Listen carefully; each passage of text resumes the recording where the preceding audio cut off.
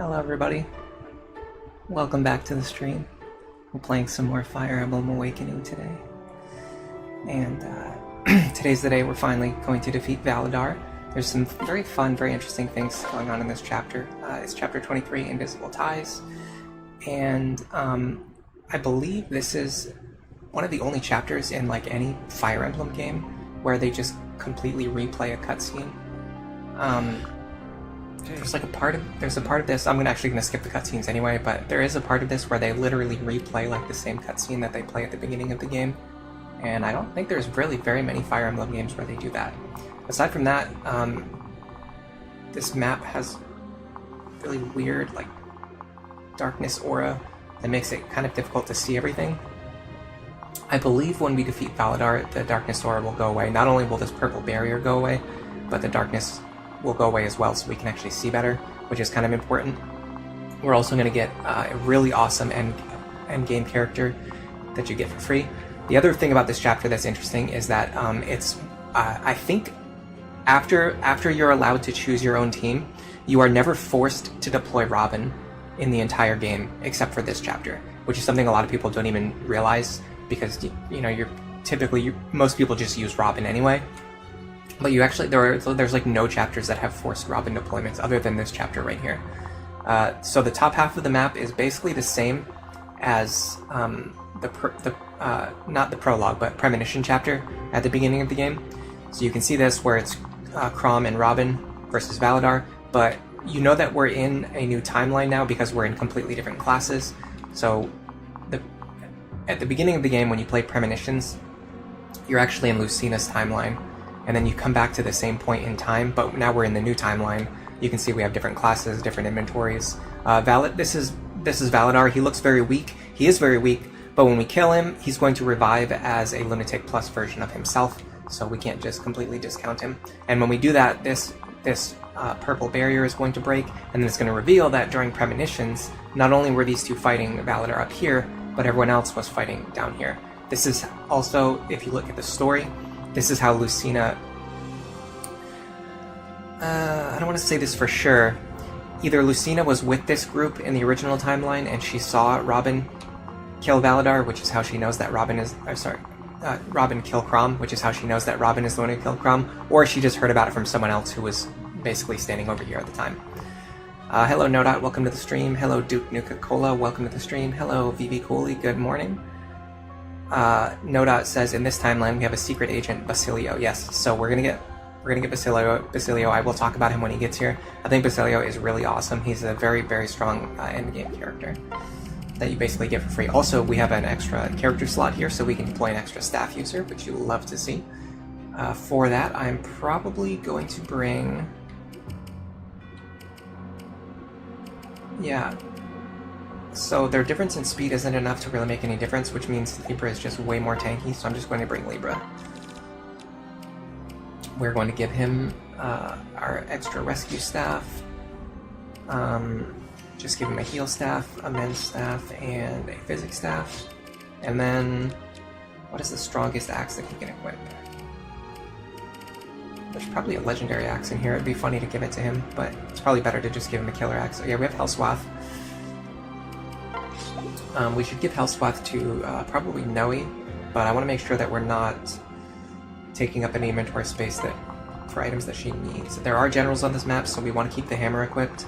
So honestly, I don't really see any inventory space for the Hellswath, unless we're getting rid of maybe the superior axe.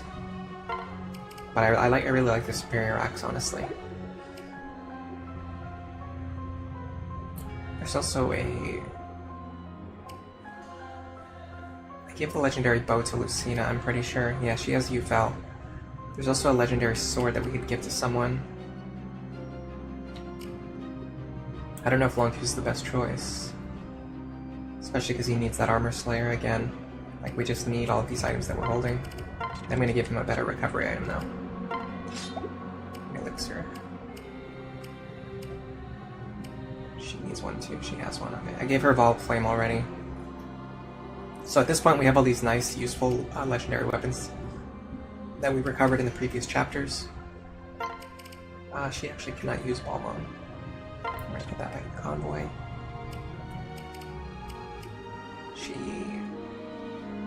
Yeah, this should be the strongest sword she can equip right now, because we got rid of all of our other D-rank swords earlier. Actually, the Soothing Sword I think is better than that sword. Yeah. Okay, I probably should have done more inventory sorting before the stream, but this is just the way things go sometimes. Shouldn't Lucina be a baby in her timeline? Yeah, you're right, so it was probably someone else was here, they saw it, and they just told Lucina about it later. That's why we have chat. Because I'm not actually like a lore person, I'm more just like a gameplay person. So people have to remind me of the things that I don't know.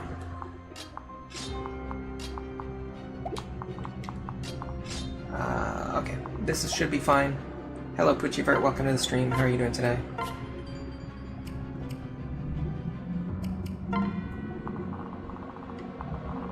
Okay. Let's get started. This is it. This is it, our final battle. You're one of us, Ellery, and no destiny can change that. Now let's kill this dastard and be done with it. I think that's also the same dialogue as the beginning of the game. So long as the dark barrier stands, no other soul can reach us. You must face your grim fate alone. I don't even know if he attacks us or not. I literally don't remember. It's been 2 years since the last time I played this chapter, I'm going to be completely honest. When I did all of my preparations and like practice for Lunatic Plus, that was like 2 years ago. At this point, that was like 2 years ago. Even more than 2 years ago, in fact. Because when I started this series, it was like close to 2 years. So now it's like after. It's like longer than 2 years. Anyway, the first thing you should do is examine all of these enemies that have us surrounded, and we need to start clearing out the ones that are going to be exceptionally dangerous. This guy is not as dangerous as you might think. He does have counter, but he also has a 2-range weapon, so you can just force him to attack at 2 range. This guy's a lot more dangerous because he has counter and he will attack at 1 range. In fact, let me highlight everyone who has counter who will attack at 1 range.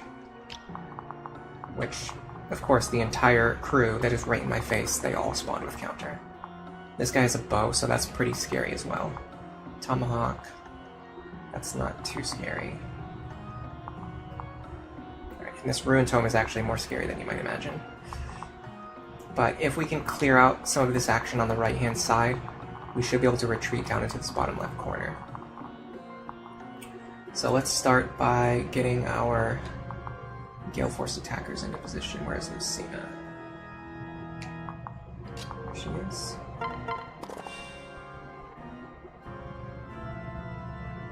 And unfortunately, we don't actually have the ability to use Sumia and Chrom together, which kind of messes things up a bit.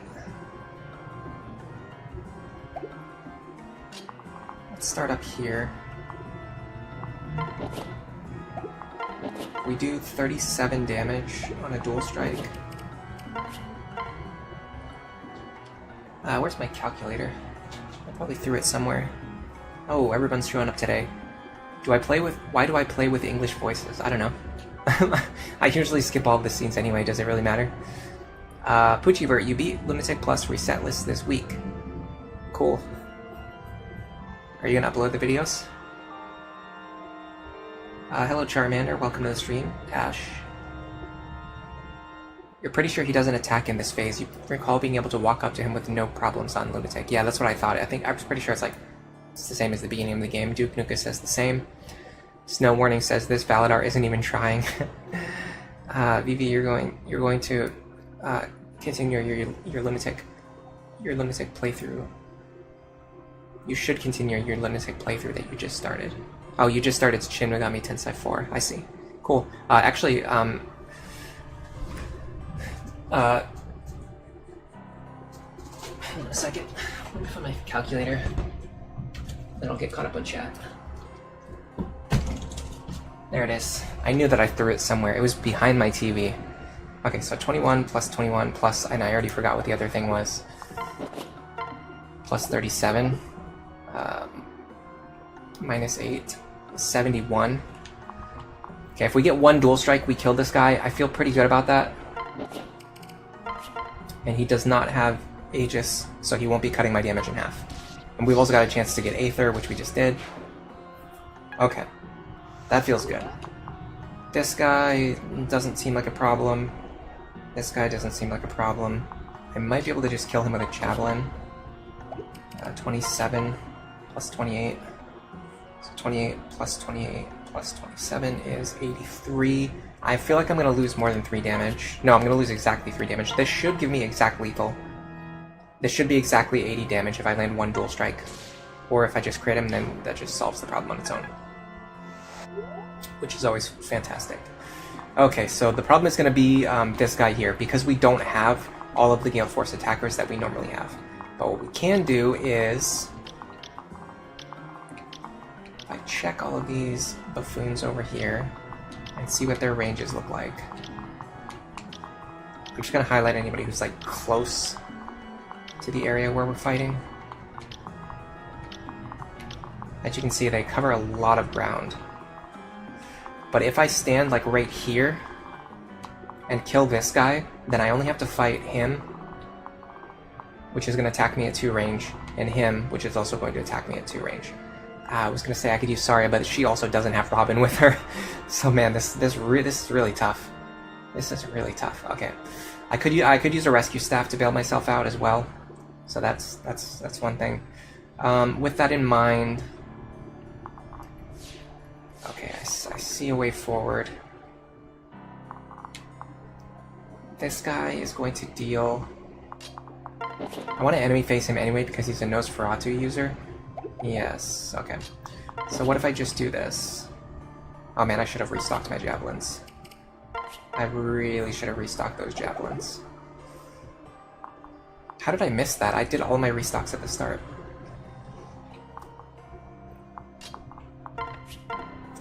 Honestly, oh wow, even with Tonebreaker, really? Oh, because he has Tonebreaker as well. Okay, that makes sense. Is there anyone who she can pair up with? She can pair up with Noir.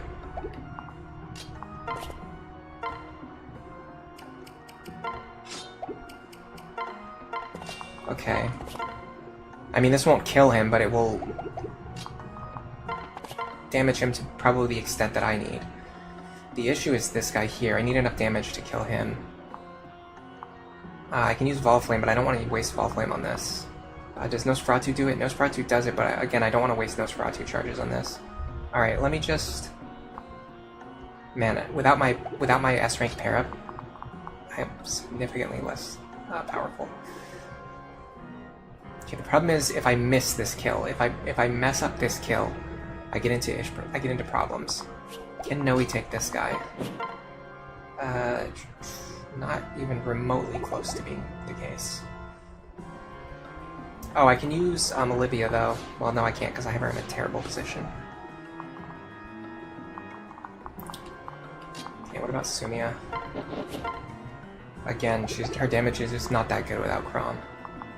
Losing my 2 best pair-ups really hurts here. Did YouTube add a new character limit to chats? There's always been a character limit, but I don't know what it was before. Okay, sorry, Vivi Cooley, you finished, you just started Shin Megami Tensei 4, that's really cool. Millie actually started Persona 4 yesterday, when she was laying in bed sick all day. She seems to be enjoying it so far.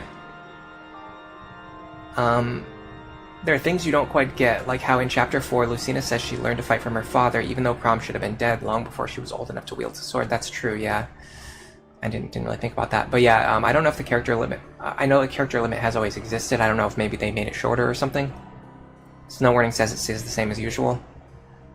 Milkoe777, you just started a Lunatic Plus playthrough last week because of my videos, but you're still suffering in Chapter 2. Yeah, Chapter 2 is one of the first, like, crucibles of Lunatic Plus. When you hit Chapter... Oh boy, when you hit Chapter 2... that's like, oh, I'm gonna learn how to play Lunatic Plus, or I'm never gonna get through this chapter. That's one where, like, you can't just like reset until you win. Like, you have to really know what you're doing. Snow Warning says that in Lucina's timeline, Chrom wouldn't have got into the fight with Validar as early. That's true, yeah, this might not have happened at the same time. Maybe Cooley says that's sick. Charmander says Persona 4 is a really good, cozy game to play while you're sick.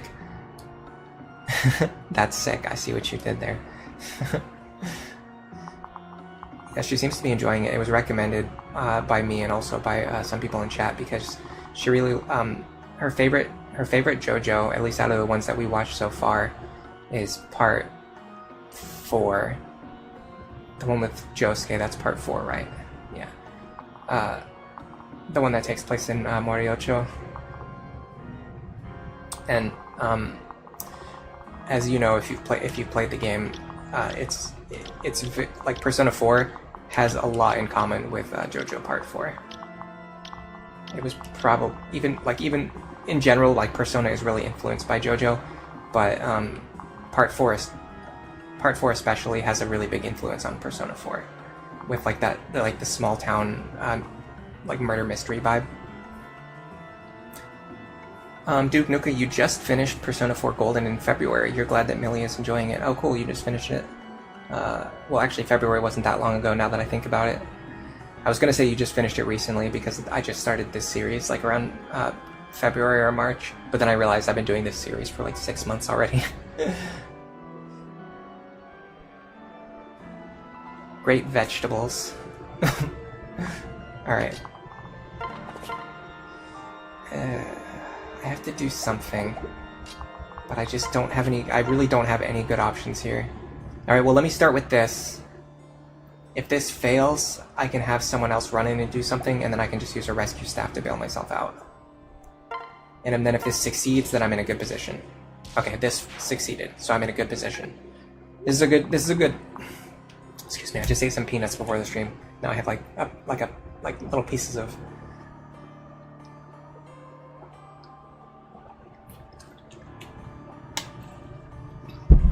Like crumbs stuck in the back of my throat. Does that ever happen when you eat something crunchy?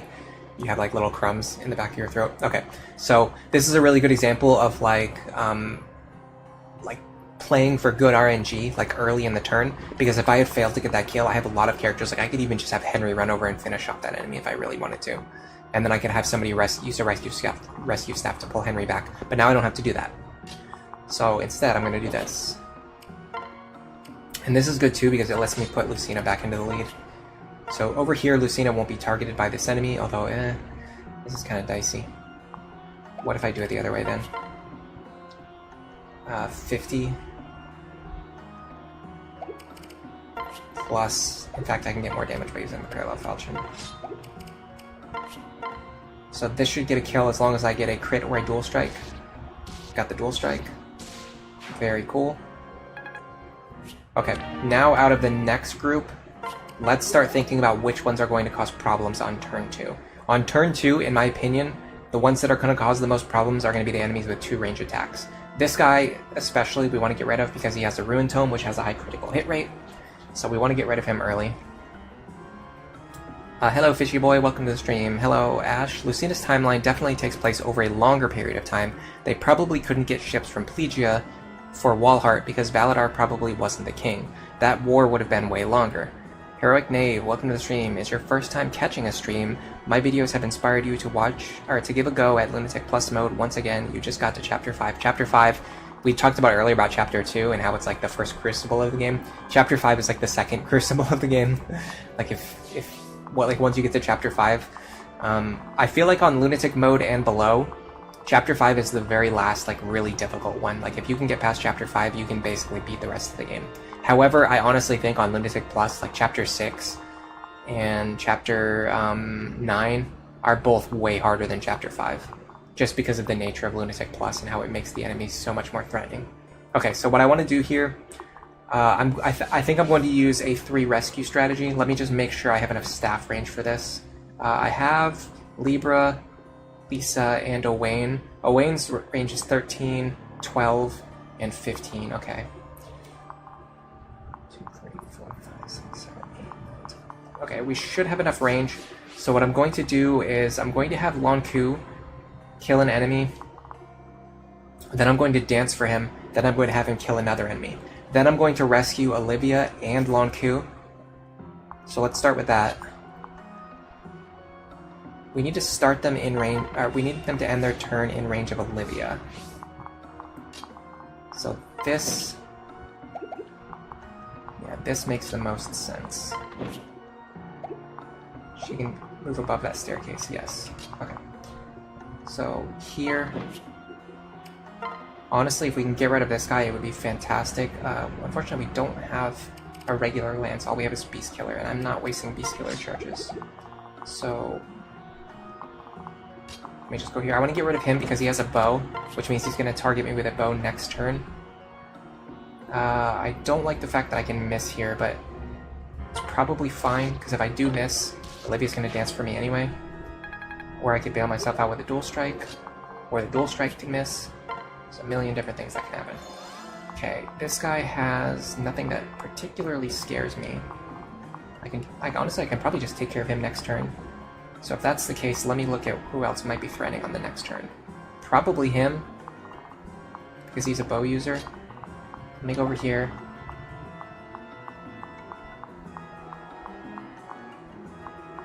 Okay, so Lisa will definitely be able to reach me if I'm over here. So we're going to repeat the same action here. If we miss, it's not a big deal because Noe can attack. And if she misses, it's not a big deal because we got 2 chances to hit. Okay, so we got rid of 2 pretty problematic enemies. Now we have to pull Long Ku and Olivia back to safety. Was I wrong about my range? I can boost it with Henry though, so it's not a huge deal.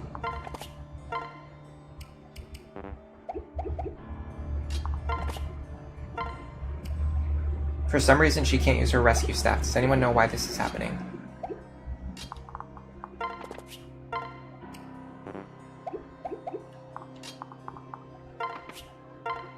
For some reason, I can't use my rescue staves. Why is this happening? Does anyone know why this is happening? Oh my god, I just remembered. This map has a stupid, annoying thing where you can't use rescue staves.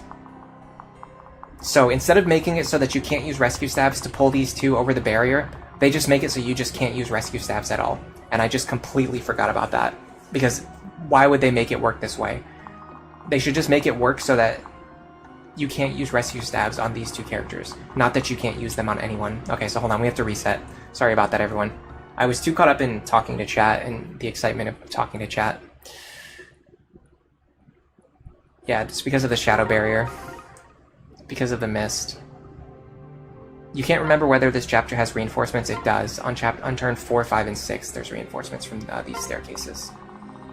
You can barely see the stairs right now because of the shadow, but there are staircases here. And there's 4 over here. On the first turn... No, sorry, there's only 3 over here. So on the first turn, they only come from the right-hand side. And then on the 4th turn, they only come from the right-hand side. On turns 5 and 6, they come from both sides. I don't know why I wrote middle bottom. It's also it's also this one on turn 5. Anyway, we'll just redo exactly what we did last time, so it's not a huge deal.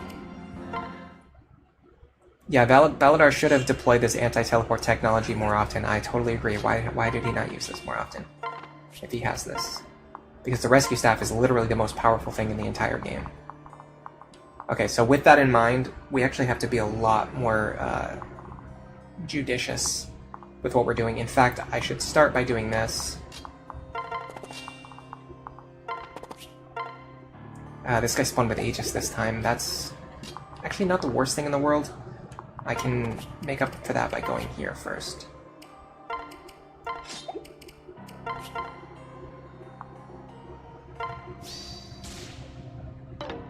Beautiful. Had to waste 2 Ruin Tome charges, but what can we do? We just don't have Robin with us. I think I'm going to put the Vol Flame away. I'm not going to waste Vol Flame charges here. I shouldn't have had it with me to begin with. Okay. So now we're going to do much of the same as what we did last time on over here. We need to get a little bit lucky here. This guy having Aegis means that we have to rely on Javelins to kill him. Can we do that? Yeah, that should be fine. The only thing is, I should have restocked my Javelins too. Okay. This guy having Pavis is totally fine. We're gonna go like this. We need a little bit of luck here. I'm not going to use Ufel. Again, I should have just had a silver bow instead of Ufel. I'm not going to waste Ufel charges here. I mean, honestly, you probably could. Okay. Now we need someone to end their turn here who can enemy phase this sorcerer, which is going to have to be you. We're going to have to waste more javelin charges, and we are actually running out of javelins already. The good thing is, this guy, I believe, okay, he can target this square. So if anyone gives you a javelin, they have to be able to survive combat as well, which is totally fine, I'm pretty sure.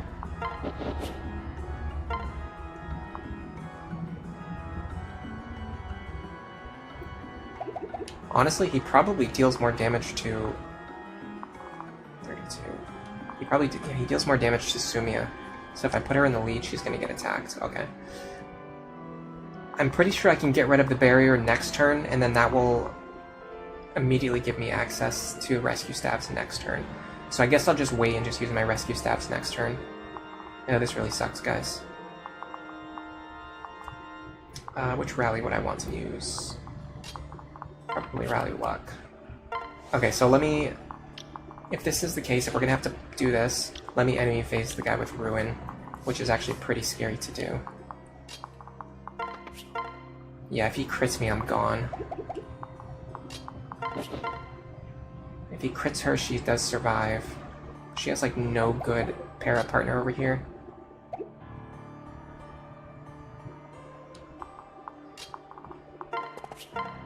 If he crits her, she's gone. There's nobody who can take a crit from this guy.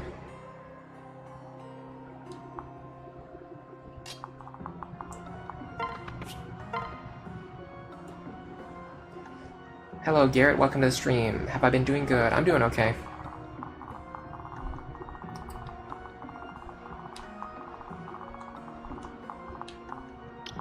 I'm doing all right.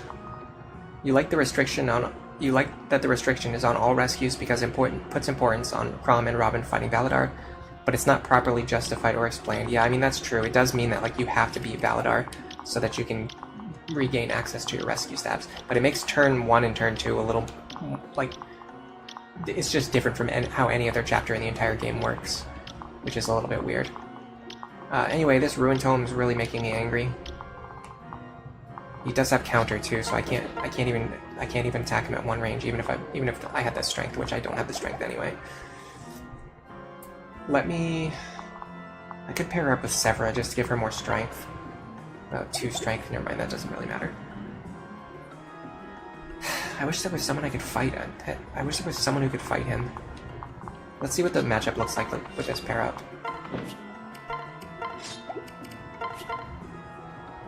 I mean, he only has a 50% chance to hit me and a 36% chance to crit.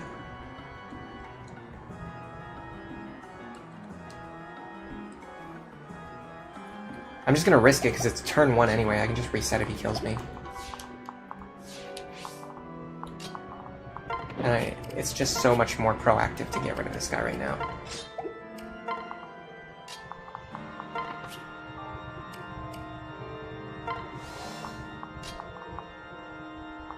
I probably should have put Lisa behind him in a way in one tile back, but it's okay. In fact, yeah, it should have been Lisa here, Henry here. We'll be fine.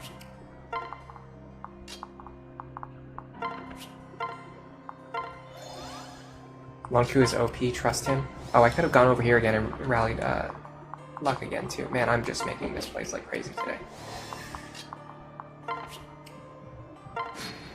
Alright, let's see what happens. Oh, well, there you go. There's the 7% chance to get crit and die.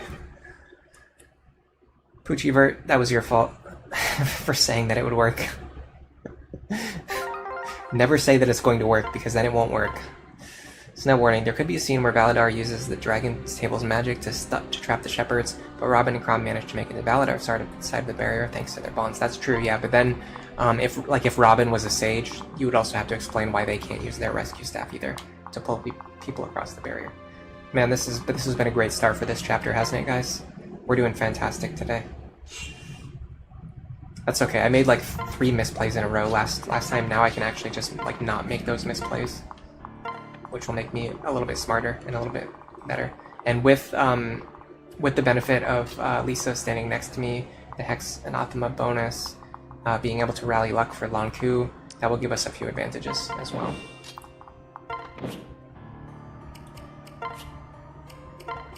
And I forgot to give javelins again. Hold on a second. I'm here. Let's just give our javelins. Echo, you hate ruin tomes. I love ruin tomes because I can use them to great effect. But I don't like it as much when the enemy has a ruin tome. Honestly, typically an enemy with a ruin tome is not this. Give javelins to Cynthia. What are you doing? My God, she doesn't even need a beast killer. That was because I don't have any javelins. Alright, we're going shopping, guys. This has been a great stream so far today, hasn't it? And I don't even have any money to buy javelins either, so I'm gonna have to sit here and go through my inventory and find out what I can sell. There's javelins up here. Alright, we have to sell something. I could sell this noble rapier, but honestly I might actually use it at some point. In fact, I probably should put this in Lucina's hands right now.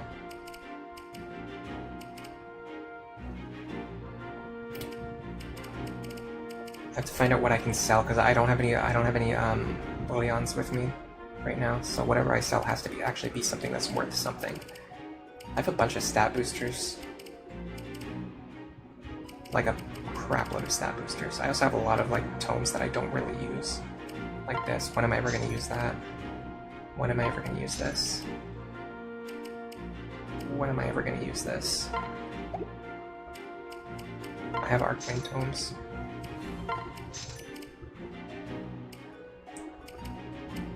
I could use the Mire tome here too, but honestly, like my damage isn't really that high without the Robin pair up.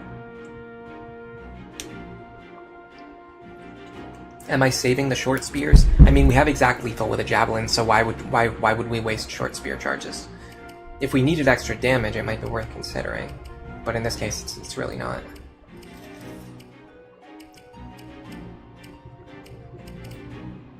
Okay, anything else worth selling here? Are there any more chests in like the entire rest of the game? That's a good question. Because we could sell these keys. I'm not sure, I honestly don't remember. I think there's like no more chests for the entire rest of the game. We could sell all these keys, honestly. But I don't feel confident enough about that to lock that in. Honestly, Talisman is kind of useful. Yeah, all of these are kind of useful. I would say the skill book or the secret book is the least useful one, if I'm going to sell anything. Oh, I could also use a Chris's Confect. This is an item that was very useful at the start of the game, which is honestly less useful now. But is it worth more than the stat boosters that I'm holding? So this is worth 3 stat boosters. It's 250 gold.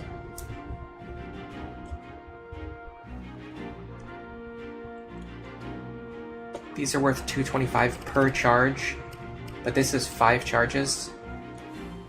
This is actually worth significantly more than 250 gold. This is worth like 1100 gold, so yeah, you never sell a Chris's Confect. Okay, hold on, these Seed of Trust we're done with. We don't need these anymore. And we can, that's just enough to buy the javelin that we need. But yeah, never waste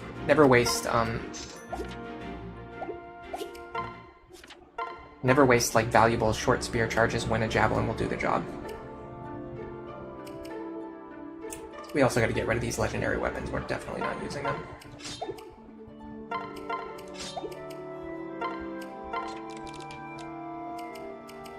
And just give her back the Bolganon that she was already holding.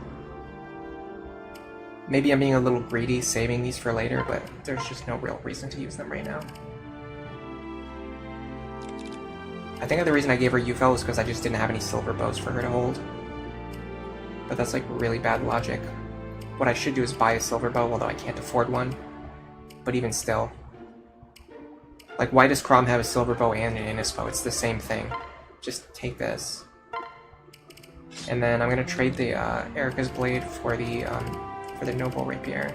Oh, she can't use it, right? Yeah, it's in Lords only. Okay, never mind. I lost access to it anyway. Which is fine. It would be nice to have just because there are armors on this chapter, but it's not that big of a deal. Okay, was anyone else holding a legendary weapon? Seems to be no.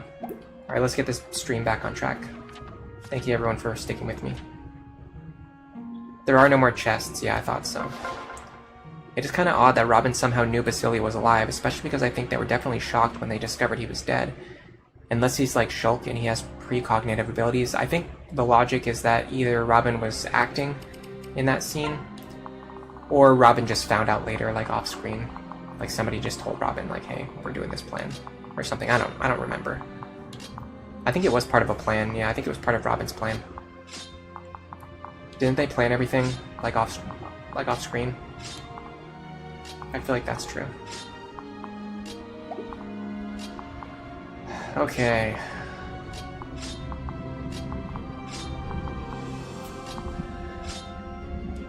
This is fine. Hello, Kunai Catatrisis. Could I reclass Crom into Bow Knight to kill Validar turn 1 and get rid of the barrier?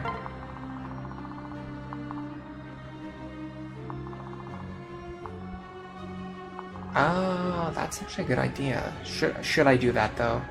The question is, was I ever, like, am I going to put Crom into Bow Knight? Because if not, then I shouldn't do that. I shouldn't do that just for this chapter. I should only do that if I'm going to do that anyway, which is something I don't think we ever decided. So, Sniper gives...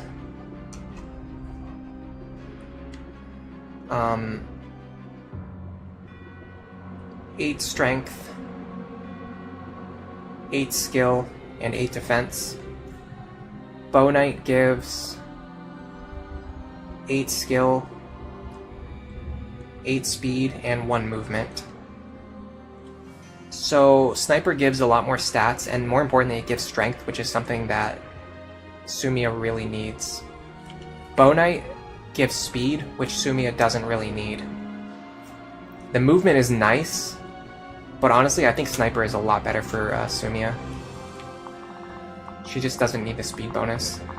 Really, she has 44 speed. Fast enemies. She has like 10 more speed than the fast enemies. She outspeeds assassins. Like maybe for against a Swordmaster, she might need a Bow Knight pair up. Even then, that's pretty dubious because we're actually getting in more speed than what I said. We're getting 2 extra speed beyond what I said already. So she'll be at 46 speed. I doubt Swordmasters are much faster than Assassins. Unless Swordmasters are 4 points faster than Assassins, which I really doubt, then we don't really need a Bow Knight Crom, so we'll just do it this way. I don't think it's worth the reclass, because I want him to be in Sniper long term, which means I would have to grind him all the way back up to level 10 Bow Knight to get him back into Sniper, which is just, that's like bad experience management. Alright, let's just try to get past turn 1 just one time. That's what I would love to do with my life, is just get past turn 1 just one time.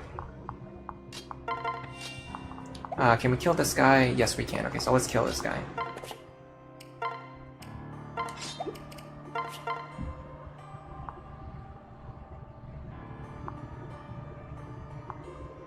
And we can do it with Bolden on this time, which is a lot more reliable.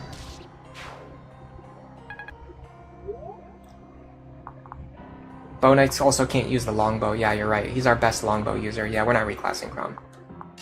He's our only longbow user right now.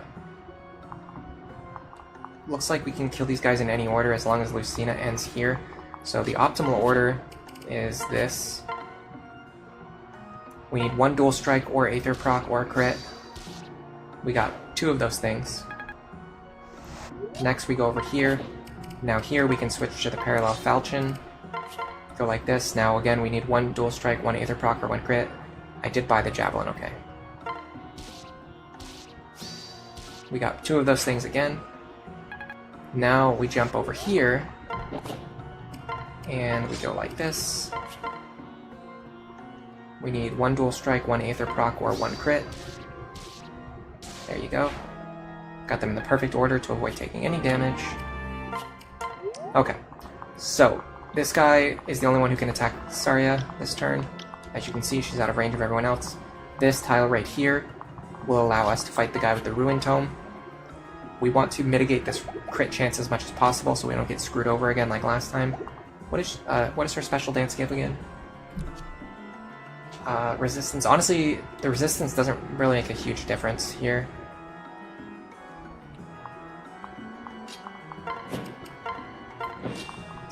pretty much better to just do this. Okay, so we want Lisa behind him. She gives Rally Resistance. Then we give Rally Luck. Then we Dance. See, this is much better than what we did last time. Then we Rally Luck over here. Then we put... Let me make sure... Yeah, let me put Henry over here. The other ones, doesn't really matter where they go. Technically, if I go over here, I can Rally Magic for Saria, which helps. And then you two can just hang out. Okay. And assuming we don't get another... In fact, this time it's going to be less than 7% chance to get killed here. We should be fine. There you go. We got the dodge. And lethality. There you go. Hold on a second. This is a good time to do this. Oh, I don't have the lethality emote yet. Why did I not add the lethality emote? It's like the most important one. Alright, let's just do Miracle. I have a limited number of emotes that I can add right now because I don't have enough members. You have to get more members before you can use more emotes. And so I didn't add lethality, I just added Aegis Pavis and Miracle. Aegis and Pavis were probably the two most important ones, because anytime I get screwed over by enemies with Aegis and Pavis, those are like the most important emotes. Okay. Are crits calculated before or after defense? After. It triples your final damage, which is actually a really good thing because it essentially triples your strength stat, triples your magic stat. There might be a more consistent strategy with a ward staff and a pure water. I mean, maybe, but once again, it was basically like a 5% or less chance to get a game over. And this isn't an Iron Man run. This is just like a regular run to prove that I can beat the game on Lunatic Plus and just record footage for later use. So with that in mind, it's totally fine to just reset. This would not have even taken 40 minutes. This would have taken like even if I got crit the first time with Lonku like we did, this would have taken like 10 minutes to get started. If it wasn't for the fact that I'm just, like, going at a slow pace and focusing more on chat today. How many members does it take for new emotes? I'm not really sure. But I can do this. I'm pretty sure I can just give out 5 memberships right now. Yeah, I can do that. Mr. Krusty Krust got one. CJ got one. Michael Lejeune got one. Lexian got one, and Luminary got one. Welcome to the membership. Now you guys can spam these emotes. It's a miracle. Oh, I got an error. Okay, well, I can't spam the emotes. I think you guys can. It's probably because I just spammed the same thing. I probably just got caught by my own spam detection. Snow warning, you can't help but think of the Iron Man run. Yeah, so when we get to the Iron Man run, our team is going to look completely different. I need to find out... You want me to find out how many memberships it takes to unlock emotes? Okay, hold on a second. Oh, Mr. Krusty Krust, thank you for spamming the Miracle emote. We love to see that one. I'll go to the membership page right now and see what it says.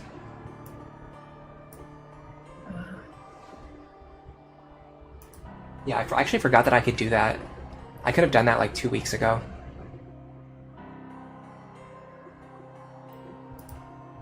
But I just wasn't thinking. Okay. Oh, you guys show up in the recent member activity. Where's that thing about emotes?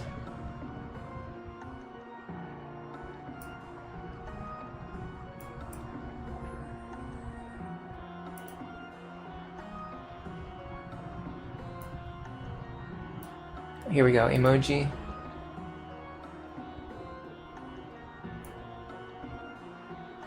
I need 5 more members to unlock 7 emoji. And then I don't know how much more to get more after that. But if I get 2 more, I can just add lethality. And then oh, actually that would be 3 more. So if I get 5 members, and I think the members, like the ones that I give out for free, don't count towards this. But if I get like 5 members otherwise, I can add 3 new emoji, which would be lethality, and then I'm not sure what else. The miracle icon is really cute. Yeah, it's awesome. CJ says thank you. Thank you for being here all the time. It's not as cute when the enemies trigger it. Yeah, that's like everything. Like Ruin, Miracle, Lethality. It's been not as cute when the enemies do it to us. Mr. Krusty Krust, if this is not a sign I need to get back to my lunatic run, I don't know what is. Thank you. Thank you guys. Thanks for spamming the miracle emojis. Everyone likes brave weapons, by the way. I'm looking at the poll. Everyone likes brave weapons. People actually don't really like legendary weapons, which is very interesting. I think the reason why is because legendary weapons have like a really limited number of uses, and it always feels like it always feels like with legendary weapons, it's like you don't want to use them because you want to save them for when you need them later, but then you just end up having them for like until the end of the game because of the limited uses. As compared to like a killer weapon or a silver weapon, where you can just buy more. And then even brave weapons in this game, you can buy as many brave weapons as you want, once you get to the end anyway. Or even now, if Anna shows up with them like she did for us. Okay, so the first thing we should do is get rid of this barrier. I'm considering the merits of doing it with just Chrom if he's strong enough, which he definitely is. We can just hit him twice with the steel bow. That leaves Robin available. Wrong. So Robin actually has it. We could actually give Robin an action. We do get some lag still on enemies with tomes, but other than that, the lag is not as bad as it used to be. So that's good. Okay, yeah, this is it. This is it. They replay the same cutscene that they play in Premonitions, which is this doesn't happen in like any other Fire Emblem game. There's like no other game where they just replay a cutscene. The only difference is now it's like a fake-out death. The barrier gets removed. Now we can use our rescue stabs. Validar moves to the right side of the map.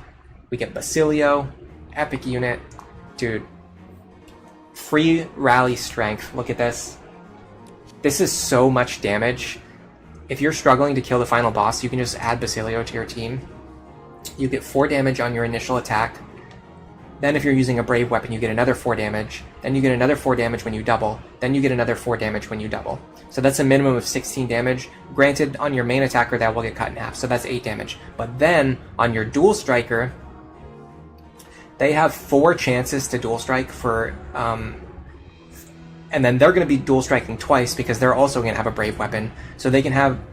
Your dual striker can hit up to 8 times. So that's an extra 1, 2, 3, 4, 5, 6, 7, 8. That's an extra 32 damage on your dual striker. So you're going to do any... if I add 8 to that, that's 40. So one action of Rally Strength adds anywhere between 8 damage and 40 damage.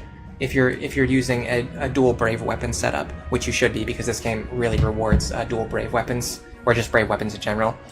Brave weapons also trigger skills more often, which makes them more flashy and more fun. Yeah, like in this game in particular, like brave weapons are just at their best because of how you can use them to fish for multiple dual strikes, you can use them to fish for multiple skill procs and everything like that. CJ says legendary weapons are boring, brave weapons are more fun. Tutorial Validar looks a bit outdated. Yeah, so this is the upgraded Validar with his Lunatic Plus skills. He's a lot more dangerous. He actually has Dragon Skin too. There are not very many enemies in the game who have Dragon Skin. I think it's just Validar and the final boss. It nullifies lethality and counter, and it cuts a lot of damage in half. So it does nullify lethality. Okay, so we know that for sure now. We don't even have to test it. We know that it does because the description in the game says that it does. You tend to be stingy when it comes to resources in RPGs. Yeah, that's exactly it. Brave weapon activates your monkey brain neurons. Hello, Bruno. Welcome to the stream. Bruno. Sorry. Honestly, you'd be for giving legendary weapons hyper-specific niches, but unlimited uses. Yeah, that's actually a really good idea. If the legendary weapons had infinite uses, but like they weren't the most powerful, I think that would be really awesome. Basilio and Flavia are such fun characters. Flavia is really good too, honestly. She's just like a free soul tank. She's got good stats. She's got 35 speed. Like, she's a free soul tank that joins with almost max weapon ranks and 35 speed. That's pretty good. If both units have brave weapons, the strikes never end. We stand Basilio. Damage for dual strikes is also cut in half on Grima. I don't think so, but you might be right. Yeah, well, I don't know, actually. I don't know. It depends on how Dragon Skin works. I don't remember if Dragon Skin triggers on... Like, almost every defensive skill does not trigger against dual strikes. So we'd have to see if the defensive skills trigger against dual strikes, and we can actually test that out here, because Validar also has Dragon Skin. So we can test it out on Validar right now. Okay, we have a lot of crap to do. What I would like to do is now bust through in this direction, so that we can set up base up here, and hopefully be out of range of the cluster of enemies who just moved south. This is another reason why waiting until turn 2 to break the barrier is good, because if you can get all the enemies to move down this way, then on turn 2 you can move up this way to get out of their range. In order to do that, we need to start chipping away at the enemies who are at the edge of the range. This guy, I think we can get rid of this way. Yeah, this should work. Can I do it with a javelin? Yes, yes I can. Nice Aether proc. Aether procs always save weapon charges. Well, not always, but if Aether kills, it usually saves you weapon charges.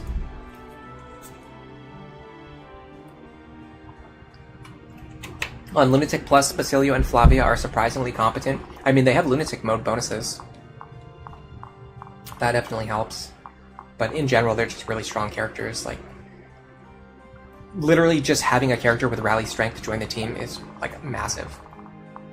Okay, this guy has a Tomahawk, so I actually want to get rid of him before. Like, he's actually a higher priority than the general, I think. Oh, no, actually, they overlap with each other.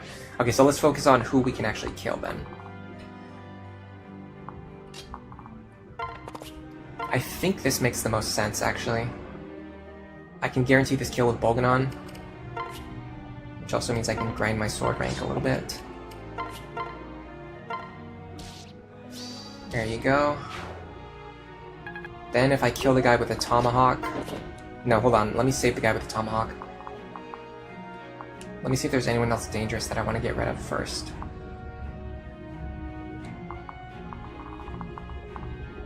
Wormslayer I don't really care about. Recalibration is very dangerous. Yeah, let's get rid of Recalibration.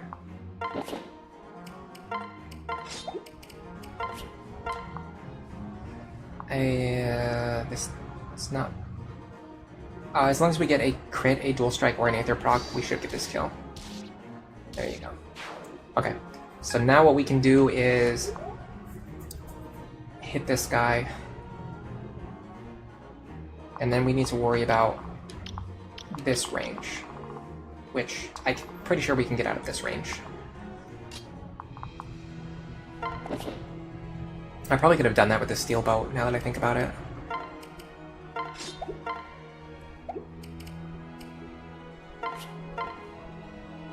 Ooh, I have to be careful with this Tomahawk.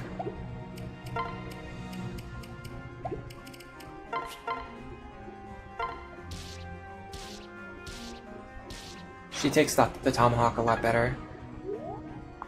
Her defense is higher and she doesn't have weapon triangle disadvantage. Okay.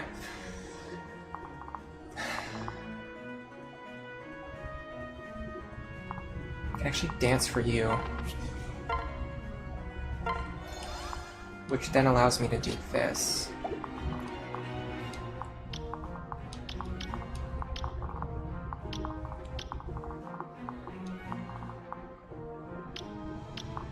He doesn't have... Oh, he does have counter. Okay, if he didn't have counter, I could end within his range, but I can't because he has counter. This guy, I suspect... 1, 2, 3, 4, 5, 6... Here. Oh, actually... I think this guy right here is the only one who hits this tile. The question is, can she take this attack? 69... minus 16... Yeah, she can take that. So what if she ends her turn here? Problem is I need to get some healing.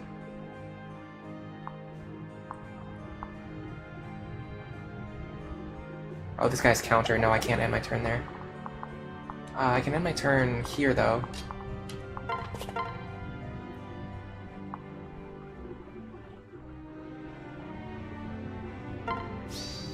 Now I just need to heal her to full. Which I should be able to do. If I only need to use 2 rescues, I can use my third action to heal her to full.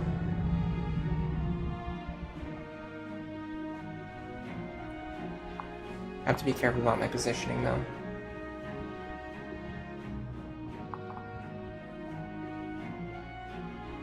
If you pair up here,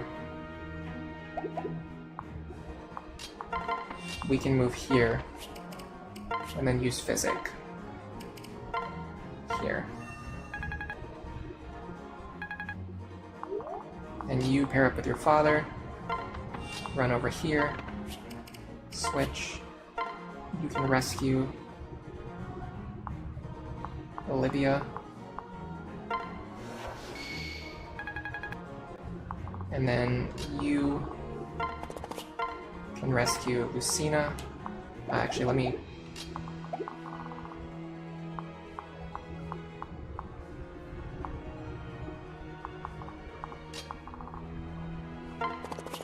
I want to keep them relatively close to the enemies so they can use Gale Force attacks next turn.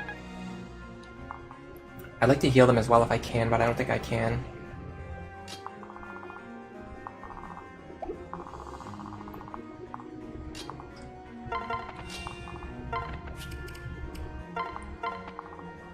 Then I just need to start reuniting with the rest of my army. Alright, what about Lonk?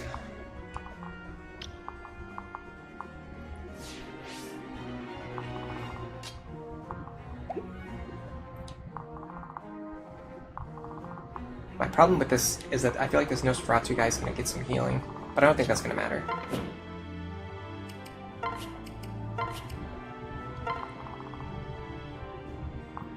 It might matter though, because he does have Aegis. Alright, well... 1,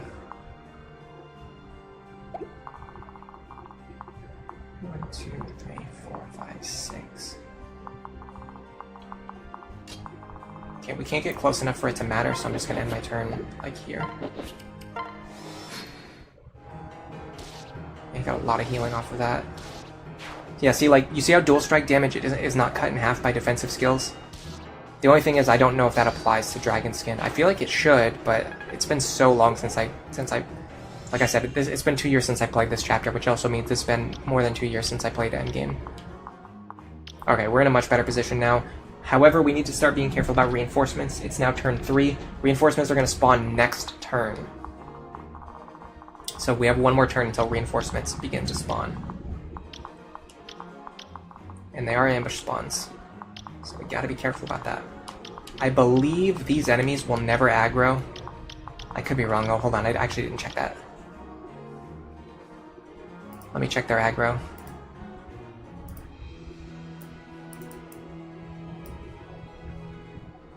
They begin moving unprovoked on turn 3. Turn 2, yeah, so there's a turn 1 group, there's a turn 2 group, and there's a turn 3 group. So this is the turn 3 group. What about Grima? Does he move? Alright, sorry, Validar. Okay, I think Validar isn't moved, but these enemies will start moving. So we have to factor that in on top of the ambush spawns that are coming. There are enemies that are gonna start moving. Okay, this guy I'm not super concerned about.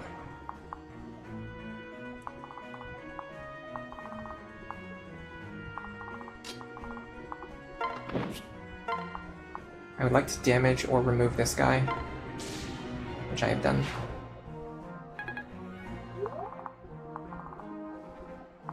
This one, I think my Gale Force pair can get rid of. Oh, this Ruin Tome scares the crap out of me.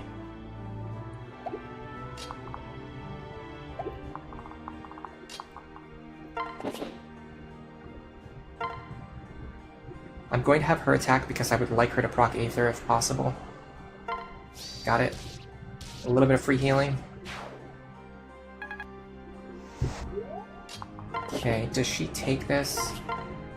She actually takes this even if she gets crit, so we can pick up this kill here and then trigger Gale Force. That's going to allow us to run back to safety. What is this guy's counter? We need to be very careful about him.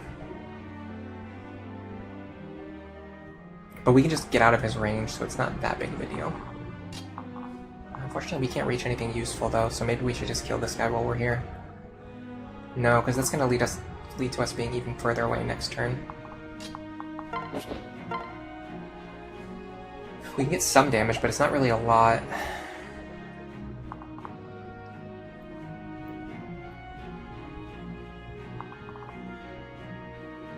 There's just not a lot I can do this turn.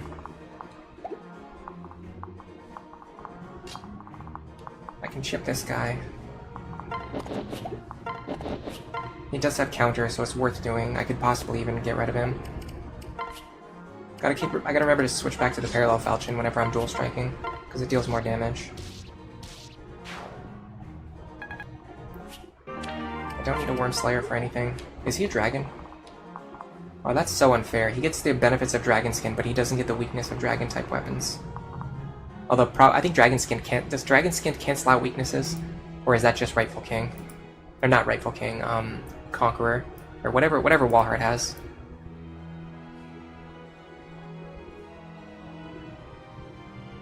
On Lunatic Plus, Grima has Dragon Skin and Pavis Plus, so at least the back unit doesn't get affected by Pavis Plus, but you think they do get affected by Dragon Skin. It doesn't have an activation, it just always works.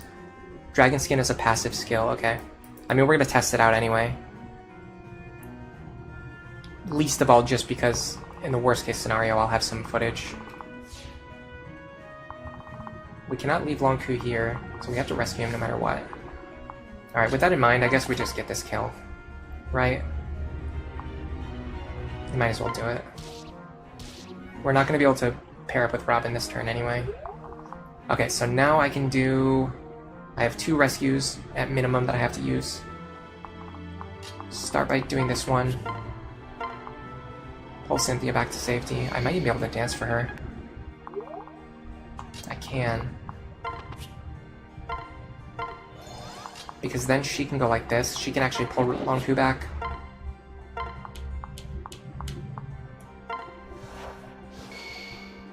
That saves my other staff-using characters so they can actually heal.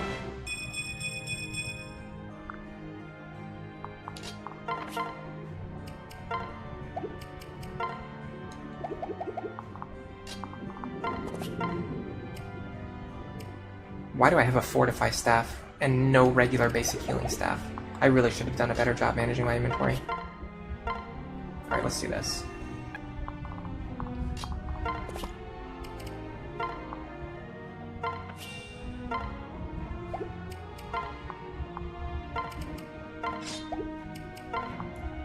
There we go. Okay.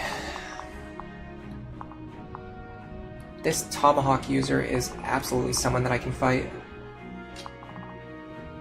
Question is, can Crom fight him? 69. What's the speed? 27, but I'll get a speed pair up from Robin. In fact, I can just do this. Okay, so if Robin fights him, we will probably take no damage, but we won't really deal that much. On the other hand, if we do this... Oh, I thought we could double. I mean, we'll survive either way. I wish we could get a rally speed somehow. Oh, I think we can. No, we can't. But I can at least move to the edge of his range. Go like this. Use a concoction. I'm not even going to use a Brave Bow here.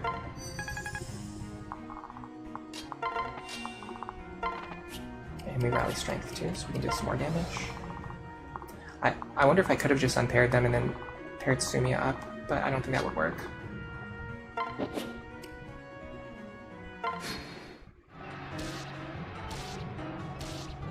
Big damage. Oh, that didn't even kill. That's crazy. Okay. This is turn 4. There are going to be reinforcements, but they're going to spawn from these stairs, so we don't necessarily have to worry about them yet.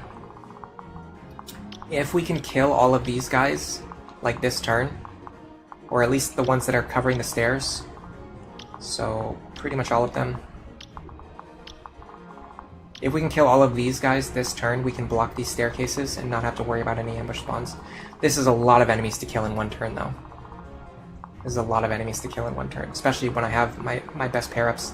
They're pretty much still split up because there's no possible way I'm going to be able to get them back over where they need to be. I can start with this, though. I have a hammer, right? God, the hammer doesn't even kill. That's crazy. That is insanity. I would need a dual strike.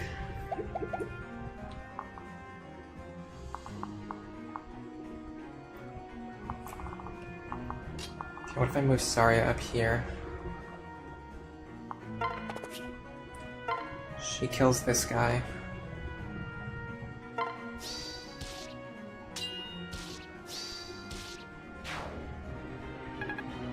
Then we dance for her.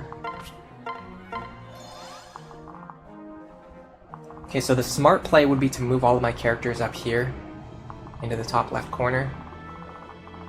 But the awesome play would be to like kill a bunch of enemies and then block these stairs. Well, you know what though? If I do the plan where I move into the top left corner, it allows me to fight more reinforcements, which means I get more experience. The problem is actually so many of my characters are down here. I don't know if I can actually get them up to the top. If I think about that, like how am I going to get my characters all the way up to the top of the map? How are these 5 characters going to get out of range of the enemies? I don't see how that's ever going to happen, especially because now I also have to rescue Olivia.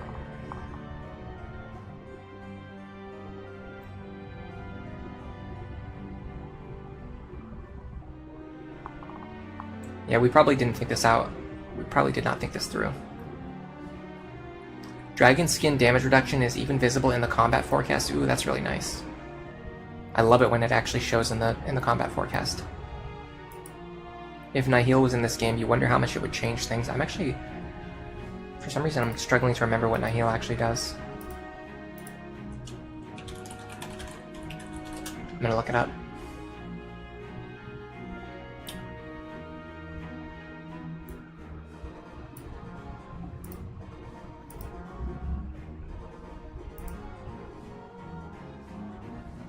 Oh, it cancels enemy combat-related skills. What game did this debut in? It's in Genealogy, it's in Thracia, it's in Path of Radiance, Radiant Dawn, and it's in Engage. Okay, it's in like the games that I've played the least. I have played a lot of Genealogy, well not a lot, but I have played Genealogy this year. But other than that, like I haven't really played very much of the Radiance games, and I barely got any distance into Engage, because I got to like not the first, but like maybe like the second or third time when you get sent back to the Somniel. And I was like, oh my god, I just do not want to walk around like collecting milk from cows. I just want to play Fire Emblem. So it's been very difficult for me to pick that game back up ever since then. It is what it is.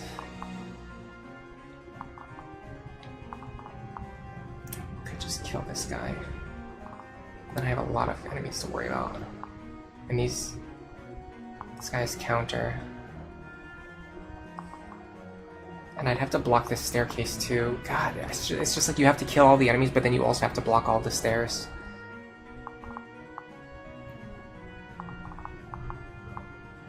I feel like we could have done this in a smarter way. Vivi Coley says Nihil has mostly only been in games where it's not that useful. Poochievert says I have 2 turns. No, it's turn 4. The enemies are going to spawn this turn.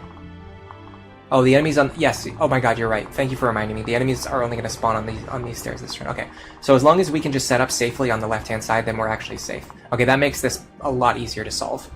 That just means I just have to make sure my units on the left-hand side are safe, which is significantly easier to do. Okay.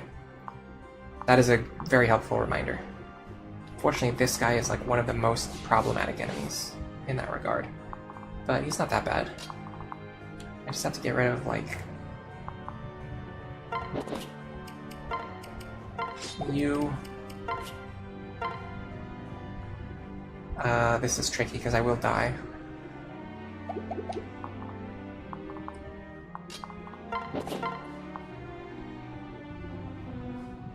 But I can't kill with her either.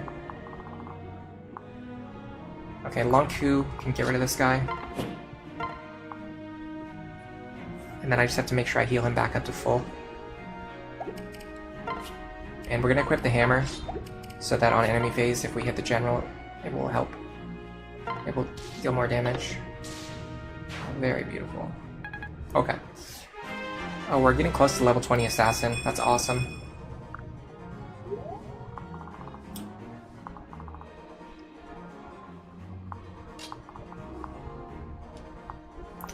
Okay, I'm gonna go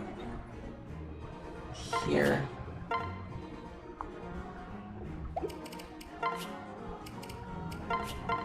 Make sure to use the javelin that doesn't have one charge. Oh, that's bad. I got extremely lucky there. I should have used my bow. I totally blanked on the fact that he had Pavis. Okay, now we can run up here. We can finish this guy off. And trigger Gale Force again. Is there anything else in our range? No, okay. So yeah, we'll just go up here, kill this guy. Trigger another Gale Force.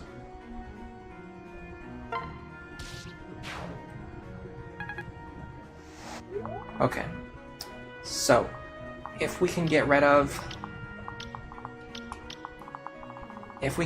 this guy right here, then Long Q can enemy phase this guy.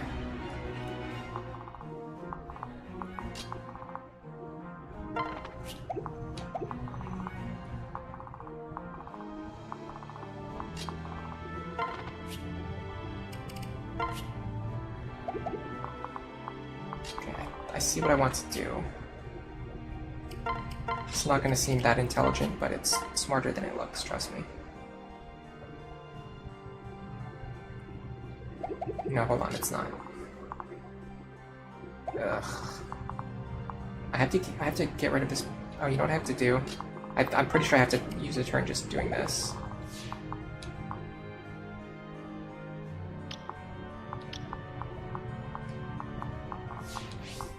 I'm pretty sure I have to use an action just to do this.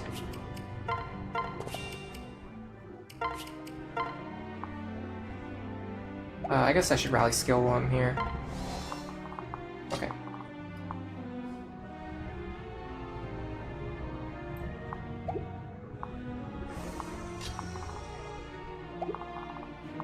So there he goes. I'm trying to get my stupid characters back into the pair-ups that they need to be. It's so difficult to do. It's so needlessly difficult. Okay. I'm not going to be able to pair these two up this turn. I'm just going to do this.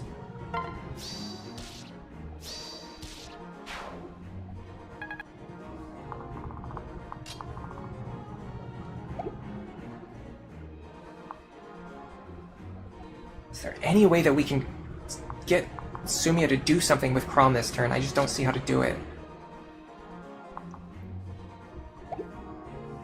I'd have to use a rescue staff. I don't think it's worth using a rescue staff.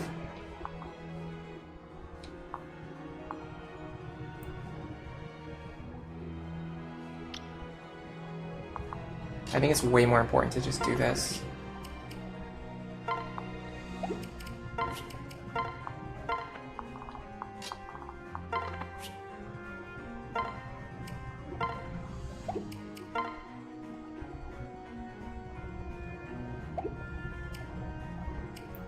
By the way, technically, I don't need to field Henry anymore. I could just replace him with Anna. I could have had an extra staff user here.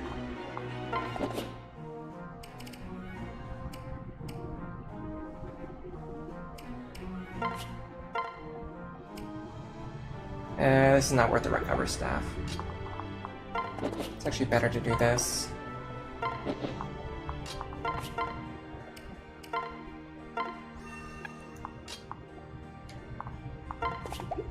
It's definitely more important to heal her. Okay. The annoying thing about this is I didn't really get to set up a good enemy phase over here. I can take 62 for sure. So if I go like this, if I put Basilio here, with the hammer equipped. I want her to have a silver axe. I'm pretty sure she can equip a silver axe. Yeah, so her dual strikes will hit a little bit harder. Go like this. Okay, those are our first reinforcements. Take 47, we hit back for 37.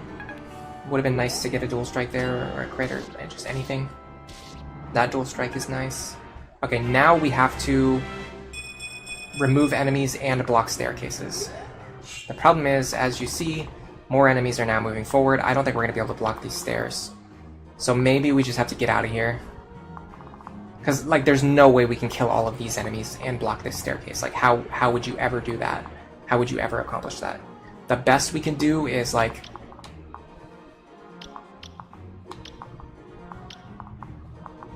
Hold on a second.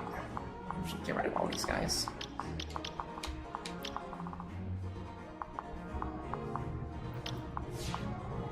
The best we could do is... if we can get rid of all of these enemies and block these two staircases, then we only have to worry about whatever comes out of here, attacking the character standing on this staircase. And that is still a huge problem.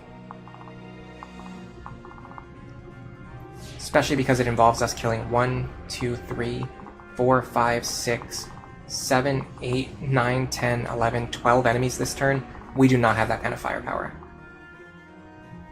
Hello, Channing Shows. Welcome to the stream. Hello, Bruna. I already welcomed you earlier, but still, thanks for being here. Is Henry's staff rank too low? Henry cannot use a staff. Henry has, he's a sorcerer. Sorcerers don't have staff access.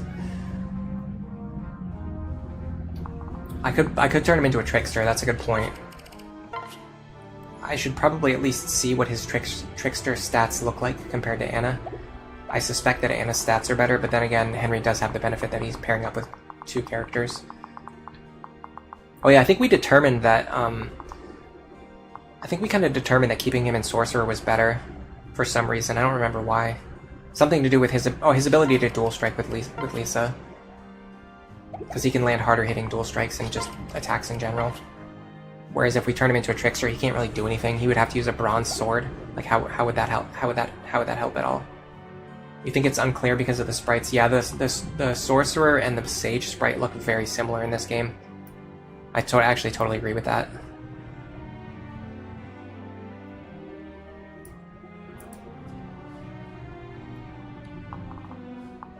I've gotten confused many times by the overlap on those classes in this game. Oh god, how would we actually get out of here safely? Okay, what's coming from these staircases?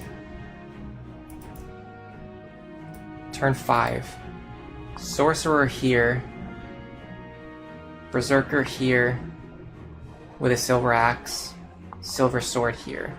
So if this guy spawns with counter, we're just screwed. So I feel like we have to either stay out of his range or block him, but his range is very far. We'd have to like stay out of here. We'd have to basically get all of our characters up here into this corner. I don't think we have time to do that anymore. If we were going to do that, we needed to start doing it earlier in the battle.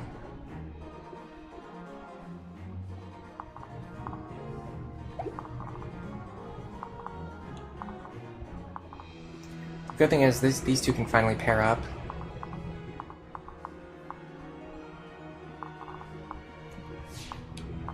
But it's at the point where having them paired up isn't going to solve all of our problems anymore. There's way too many other things to worry about.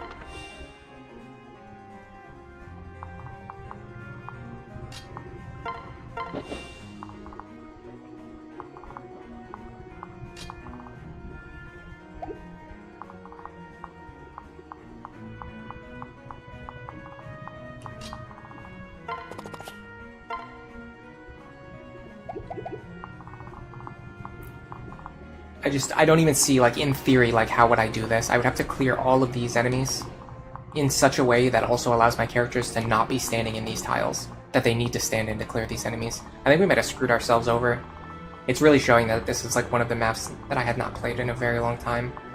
Because there's a general strategy that we should have been executing. We should have been, on, turn 2, Like, starting from turn 1 and turn 2, we should have been pushing our characters in this direction so that we could get up to the top of the map where the reinforcements can't reach us. Instead, I set up my base down here, and it's just caused more problems. Every turn, we just get further and further boxed in over here where we can't afford to be. The sages have their ropes closed, that's like the only difference. You can barely even see that.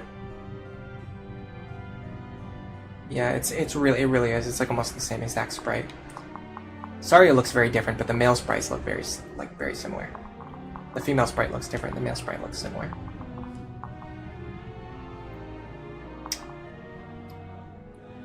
I feel like I could sit here and I could spend like 30 minutes trying to think about how to get out of this chapter, and I would still not get out. That's what I'm feeling right now, honestly.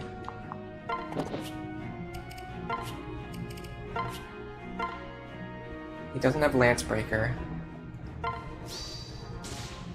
Nice kill.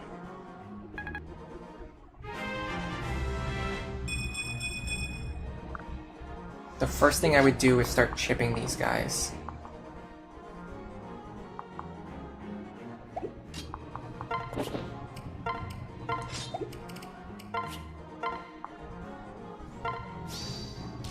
Nice Aether Rock.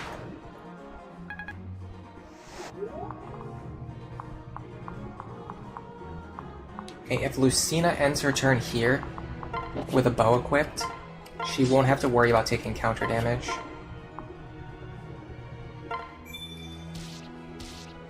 Although now she has to worry about the fact that her health is low, which means the enemy who's going to come out of that staircase can just kill her.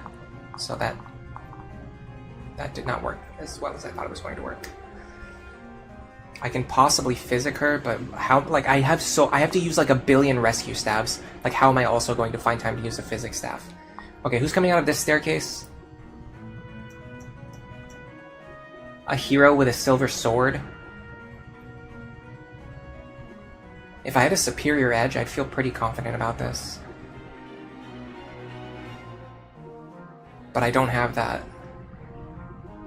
And in fact, no, he doesn't even have a good lance. She only has a beast killer, which does nothing on this map. And I noticed that earlier, and I still didn't switch her inventory.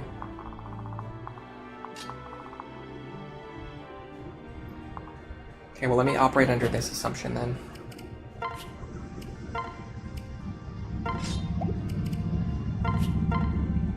Let me just assume that Longku's gonna kill this guy and then somehow get rescued to safety. I don't know how, but somehow get rescued to safety in some fashion.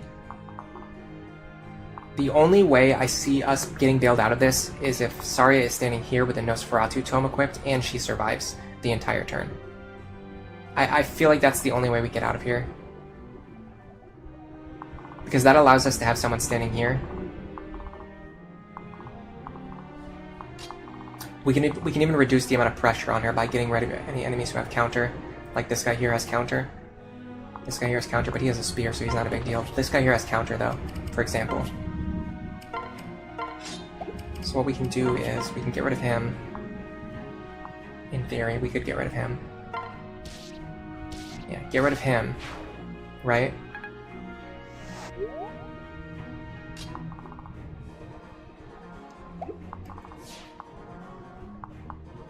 We can potentially draw this guy away, the guy with the Ruin Tome. Although he's going to deal 44 minus...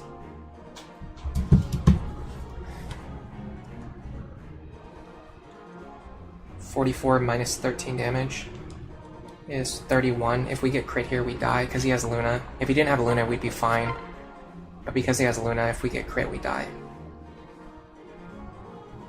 Which I don't love. But I don't see the way to play around this at this point. Other than just staying out of his range, of course. Can we even get out of his range? Well, the problem is we don't want Saria taking a crit from him either, though. So yeah, it might be a good idea to go like this. Not here. Not here, I guess.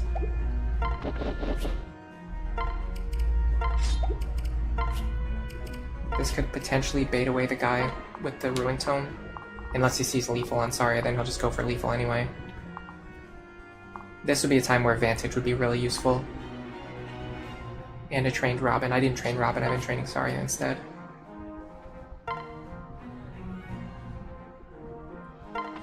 So we put this pair here.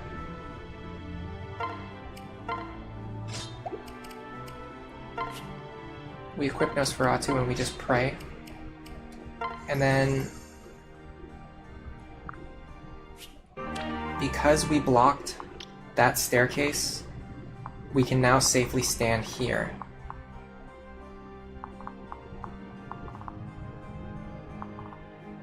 We have to make sure that we can get rid of this guy, we have to make sure that we can rescue Lonku, and we have to make sure that we can have a character standing here.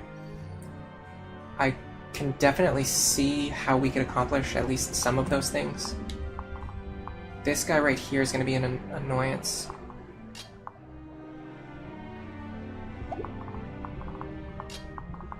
This action coincidentally also saves Lucina, which is helpful.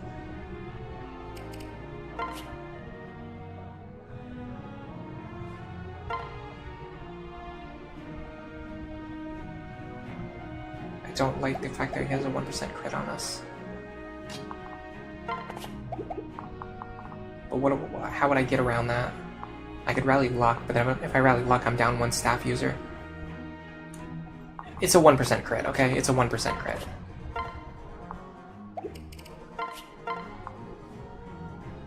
And I'm not gonna attack with the hand axe. That would be a waste.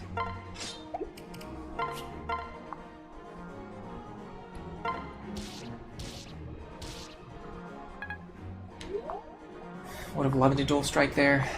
Okay, if I can get 36 damage out of Basilio. It's not enough. Alright, let's just have him finish off this guy then.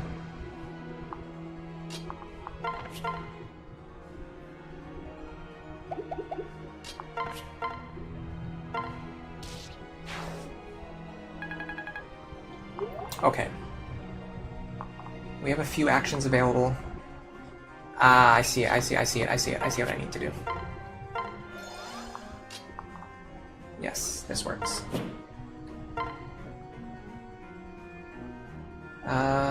This does not work. Hold on a second. I might have a stronger weapon. Yes, no, we can one-shot, okay. We don't take any counter damage because we one-shot the enemy. Now, instead of rescuing Lonku, now we just rescue Olivia. So we're essentially, we're instead of using one rescue staff to pull Lonku to safety, we use Olivia to give Lonku an extra action to move himself to safety, and then we rescue Olivia. So it's the same number of rescue staff uses, but we get an extra attack from Lonku, which is very nice. Okay, we're gonna pull Olivia back now.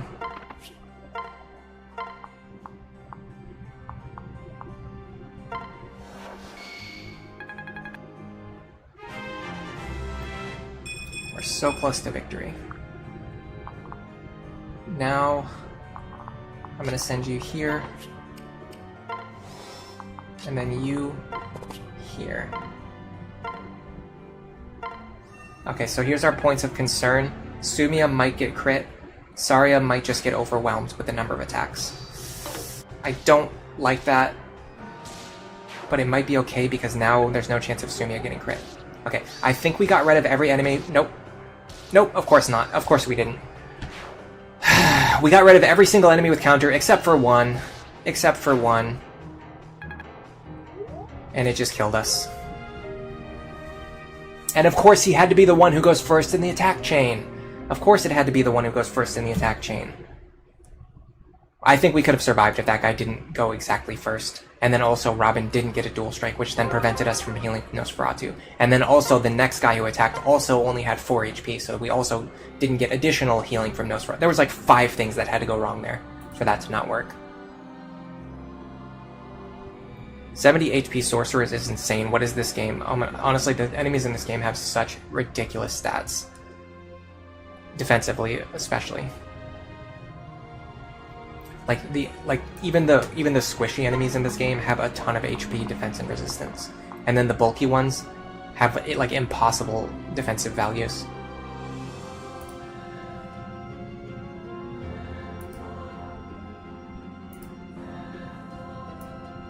That attempt just tilted me.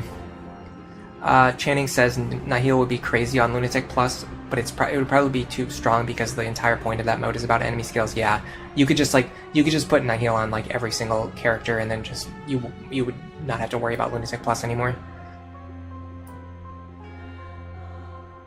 We need the power of friendship. No, we need the power of better tactics. What I need to do is start moving my characters in this direction from the start, so that I don't get stuck in the position that I don't get stuck in that position again next time. I need to move this way, not this way. This was a mistake. I will rectify that mistake.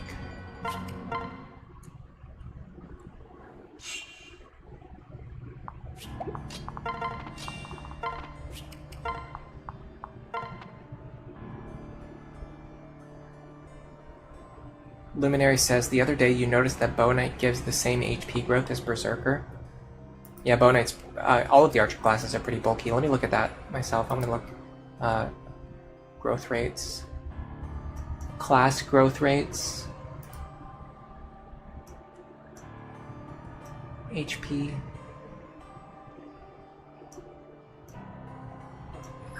Berserker is 50. Bow Knight is also 50, yeah, you're right. The thing is, though, like, the range isn't even that wide. Like, the low classes are like 30. The low promoted classes are like 40, I think. I don't think there's anything lower than 40. Okay, Sage is 35. Sage is the lowest of the promoted classes. But most of the promoted classes have at least 40. But then the top end is like 50. So it's like, it just ranges from like 40 to 50. The range is just not, the range just isn't really that wide. So like every class is bulky because they all have like 40 to 50% base HP growths on top of their like inherent growths. The enemies can't pair up, so they need high stats to work alone. I guess that's true.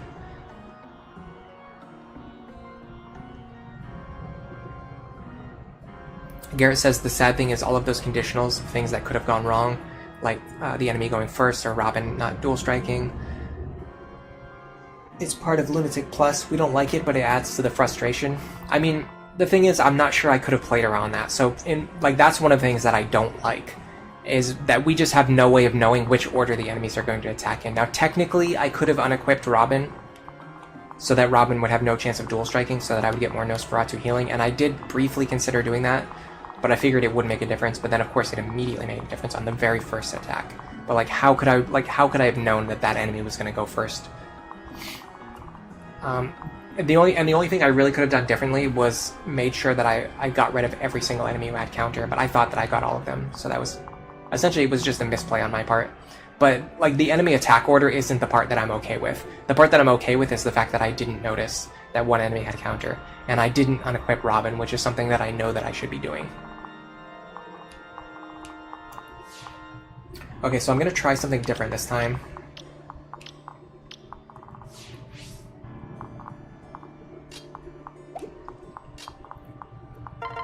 I'm going to try this.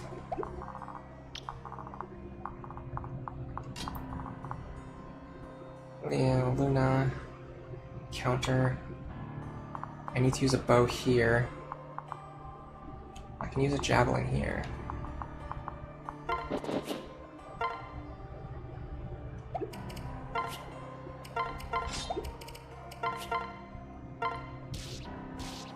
Wonderfully done. Then I can go like this. Sometimes these guys have Lance Breaker though, so you have to be careful, but this guy does not. I just need a crit, an Aether proc, or a dual strike. I was fortunate enough to get that. Okay. Now I can use Long Coup. This guy scares the crap out of me, honestly.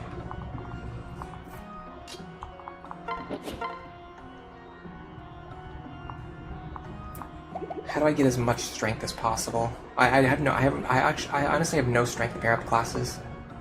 I have no strength pair-ups available.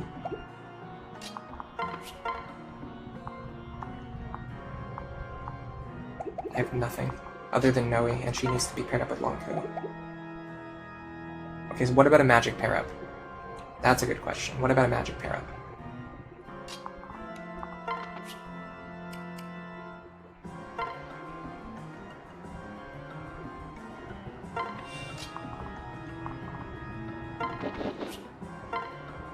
I mean, we still barely do any damage. It's better than nothing, but it's certainly not a lot of damage. Okay, at least we didn't get crit. Henry got a dual strike too, that's kind of cool. By the way, these two actually pair up. It's funny because Henry joins so late. You typically would already have Sumia paired up with someone else, but technically you can pair these two up. He's like one of the best partners for her too. The thing about Sumia is that she really her ideal partner is Kellum. If she could pair up with Kellum, it would be fantastic. She cannot, but the thing about Henry is that he's basically the magical version of Kellum. Okay, we might be able to get something done here. Can I one-shot? No, unfortunately. I can two-shot with this hand axe, but I can't afford to take any hits from him. So I probably should bank on Lonku dodging then.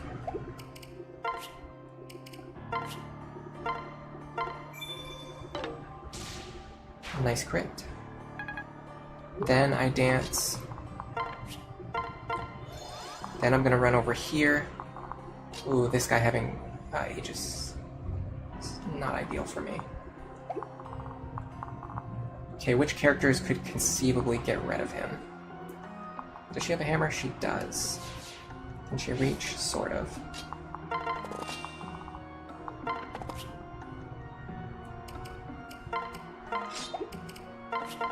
I can bait in some potential hammer dual strikes here. Got one. One might be enough.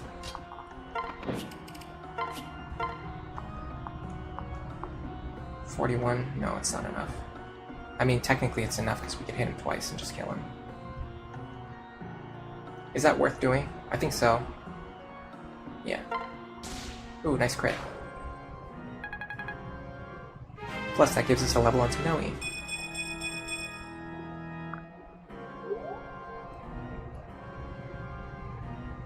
Reclassing from Sorcerer to Dark Flyer doesn't make you lose magic immediately. Yeah, that's because Sorcerer is actually a defensive class in this game.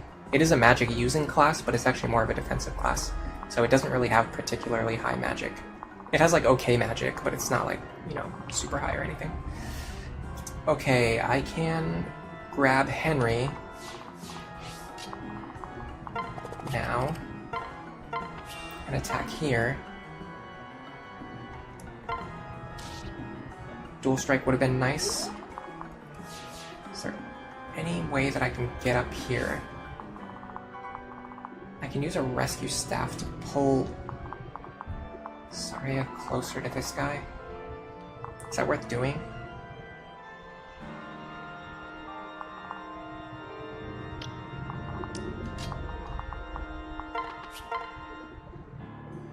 God, every single enemy just has a tiny crit rate. I just can't deal with it. What I'd really like to do is have Saria go up here and have Lucina fight over here, or even have send like Saria up here. I just can't get close enough. By the way, I'm pretty sure someone is still holding a Beast Killer that I wanted to get rid of, and it's her, yeah. Why is she still holding this Beast Killer? It makes no sense.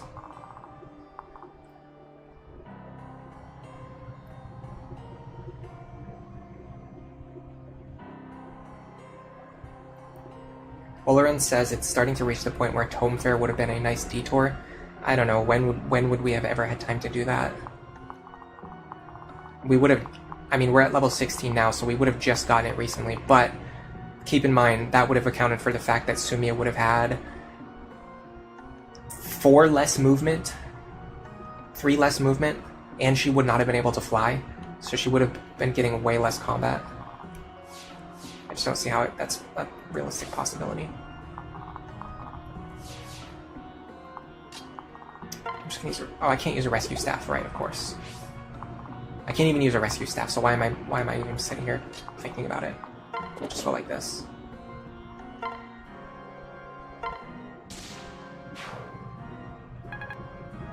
Okay. So... Oh, I can rally luck for her. So she won't... There's no chance she'll get crit. I'm not going to use Nosferatu here because I want to save it for later. Will I use Ruin? No, I want to save that for later too.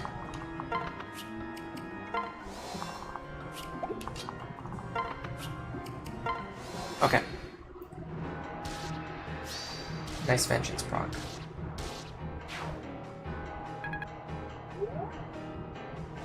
Okay, we're doing much better now. Now we can start to enact our plan of moving our characters up here, where we have a ton of safe space to stand that is outside of the range of the rescue reinforcements, or the ambush spawns.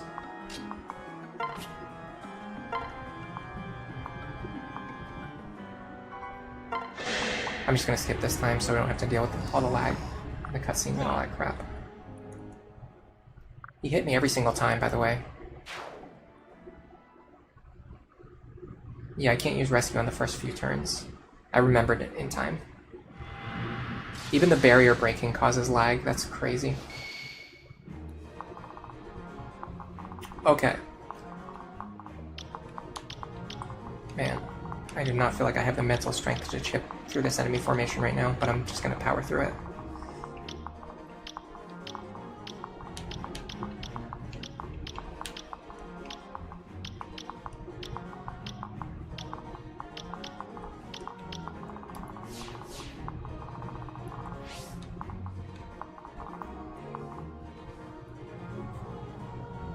Alright, before we start to tackle this, it's actually 40 minutes longer than I usually wait before I take my first break, so we're definitely overdue for a break here.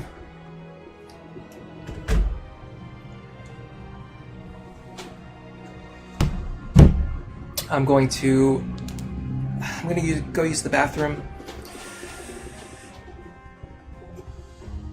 I'm gonna probably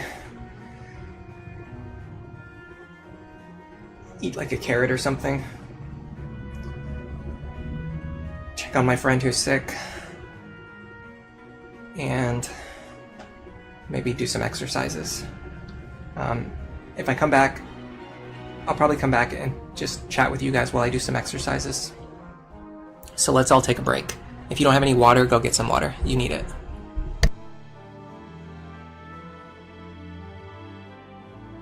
You need it even more than I do.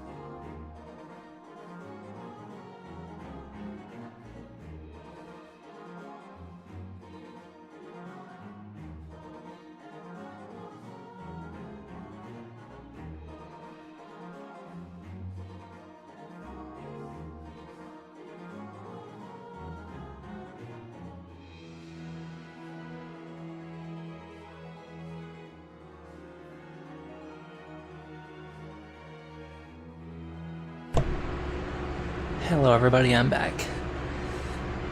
Poochievert, you're gonna go drink some water. Epic. Awesome. Duke Nuka, you started playing the first Metal Gear Solid. I haven't played through it all the way myself, but when I was younger, when I was like a teenager, there were several times where my sister had some friends who came to live with us. Like, gosh, there was like 3 different cases where she had friends who just like their home life wasn't really that great, and they came and stayed at our house for like anywhere from like a few months to like definitely like 2 years at the longest, as well as one of my cousins who also did that. So there was like 4 different times where we just had like random other kids who just like stayed with us for a while, for like half a year or up to 2 years. Anyway, one of her friends, who's in a way sort of like a brother to me now, because you know he lived with us when we were kids, at least for a while. He was also into gaming as well, probably even more than I was, honestly, back then. And he played Metal Gear Solid 1 while he was staying there. So I never played the first Metal Gear Solid myself, but I had watched him play it, and I've never played 2. I have played and beaten 3. I have played and beaten 4. I have played 5. I did not beat it yet. Poochievert says, welcome back. Thank you very much. Oh, I'm gonna go grab my weights, but there's something I want to tell you guys too. It doesn't matter at all, but I guess it matters a little bit to me.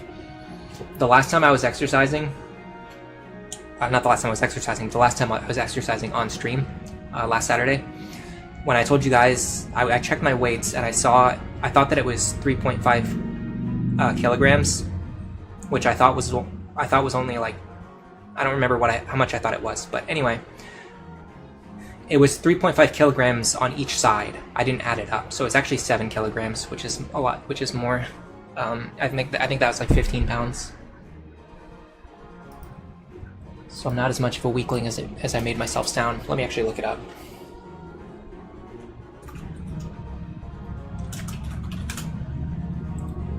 Yeah, so it was actually 15 pounds because it was 7 kilograms, and ever since then I actually increased the amount of weight, which I'm going to check now what it is now. So I have 2, 4, 6, 8. So I have 8 kilograms now, because now I'm actually counting both sides, which I should have done before. So if we do 8 kilograms, we get 7. It's like 17 or 18 pounds. I'm gonna do some leg lifts first though, because I really need to stretch. There you go. I read recently, someone said that, I feel like honestly, like every 5 years, like whenever I go to look up information on like what kind of exercises are good to do, they always change, like the opinion always changes. Like something will be really good, and then 5 years later they're like, no, that's terrible for you, like this is actually better. I have to add the weight of the bar as well. Well, the bar that I'm using is made out of plastic, so it's not very heavy. They're just little hand weights. They're just for bicep curls and lunges and things like that. It's not like it's not for chest presses or anything like that. Or squats. I mean, I guess you could use it for that, but you don't have it in one hand. Well, I have 2, but I don't use the other one. I'm just doing leg lifts right now, if you're wondering what I'm doing. If you're wondering why none of my characters are moving or doing anything. I also noticed that I took a break like right about 1 hour and 40 minutes. And that's interesting, or that's really, the timing on that is really nice, because normally I take a break after 1 hour. But I spent like 40 minutes just like messing around at the start of the stream. Like I messed up, I had to redo the chapter multiple times. So if you add that 40 minutes on top of like 1 hour, then taking a break at 1 hour and 40 minutes actually makes a lot of sense. It's good to keep up with new discoveries instead of sticking to fitness guys from the last millennium. I mean, I guess that's technically true, yeah. Especially for me as someone from a scientific background, we understand that our information gets more refined and we understand things better over time. Anyway, the point I was getting to was that the other day I looked up something, and apparently like sit-ups aren't really that useful anymore, which is funny because like when I was a kid, like sit-ups were like one of the main like 3 exercises that they just had us do all the time in PE, physical education, gym class, whatever you want to call it. All right, let me move this out of the way. I'm gonna do some bicep curls now.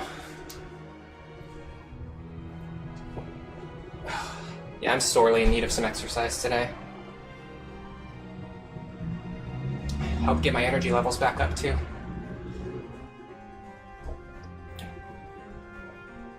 The good thing about increasing the weight is that you can't do as many reps, but it's actually better to do like a smaller number of reps with a higher weight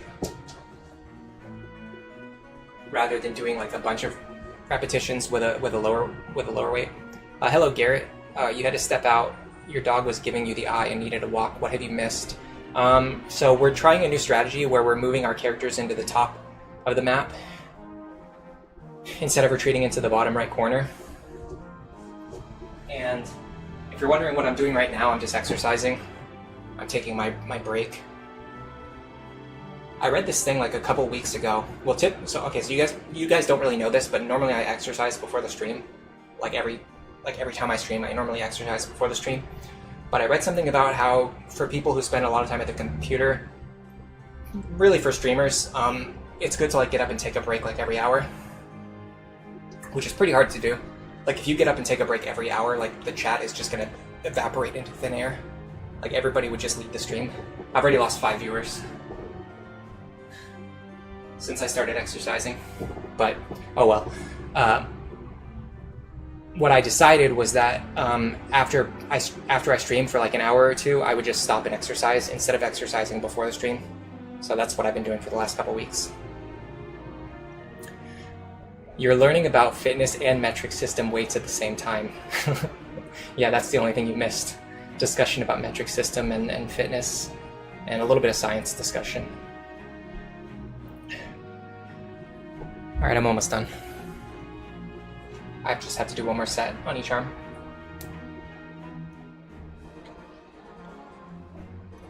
And you know, the thing that I believe is, you don't really have to exercise like a bunch. I mean, you can. It's better for you if you do, but like doing any amount of exercise is better than doing no exercise at all. Like if you exercise 1 day a week, it's better than exercising 0 days a week. You know what I mean? Some people feel like you have to go all in, like I have to exercise 5 days a week, otherwise it's not even worth it. But that's not true. Like exercising 1 day a week is better than not exercising at all.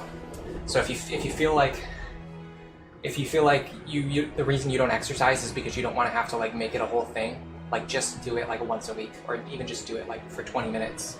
Like 20 minutes is better than 0 minutes. That's what I believe. Snowboarding says, maybe some streamers can play the game with one hand while exercising the rest of their body. Yeah, if I could do that, then we wouldn't have lost 5 viewers.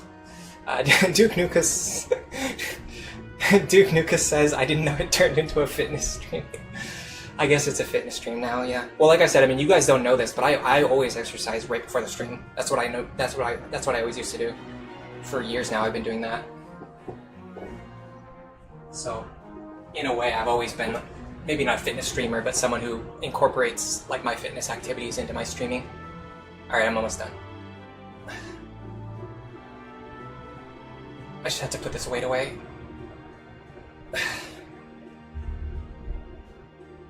Now, I'll put it away.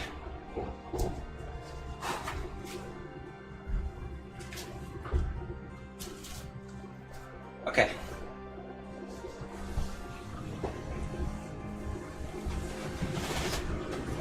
Garrett says, unfortunately, I have to exercise 6 days a week. I'm the kind of guy who gains weight when he looks at a chocolate bar.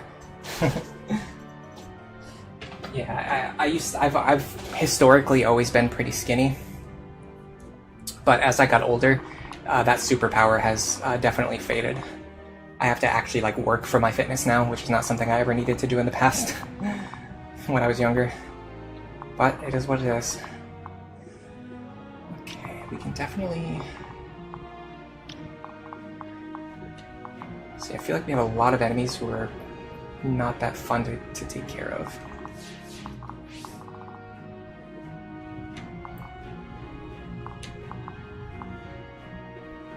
Because I don't want to have to get rid of these guys on enemy phase. But I can't really get rid of them on player phase either because they're so strong. I can do 42 per hit. I would pretty much need 2 dual strikes here to get this kill. 1 dual strike's not going to get it.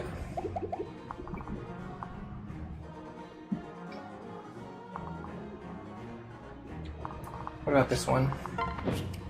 Yeah, I talked about this before, but my current party doesn't really have that many magical attackers. That's not quite 40 damage. This is going to be significantly less than 40 damage, so yeah. Again, we would just need... We need 2 dual strikes to get these kills, and it's really tough to get 2 dual strikes. Even with Chrom and Sumia, I wouldn't rely on getting 2 dual strikes. So for my other characters, who have like 80% dual strike rates, it's even more dubious. Kunai says, it's time for the Ellery training arc. I mean, I've been working on my fitness like pretty much my entire adult life. It's not something that I ever really worried about when I was younger, but as I started to get older, it became a lot more important to me, both my health and my fitness. Like eating better, exercising more, all that good stuff. I can deal... The problem is, because he has Aegis, it's like really hard to actually get rid of him. What about here? And because he has counter, I can't enemy face him either. This sucks, guys. This sucks.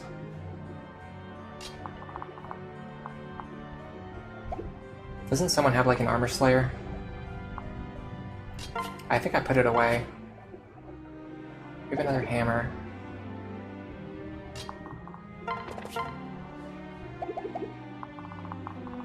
We just don't have, like... It's like all 3 of these enemies have like the worst skills to make this as hard as possible, especially with our team that doesn't have a lot of magic attackers.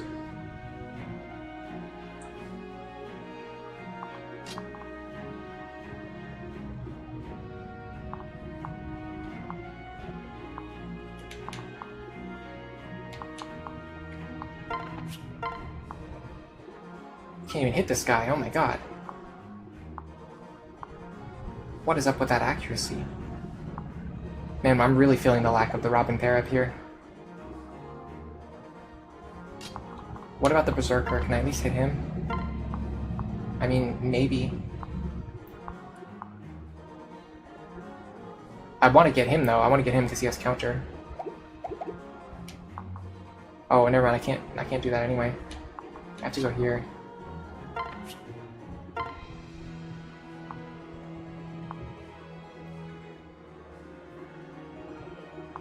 Something like this, Bolganon. God, I knew I was gonna miss, but there's nothing I can do about it. Okay, so then I go up here.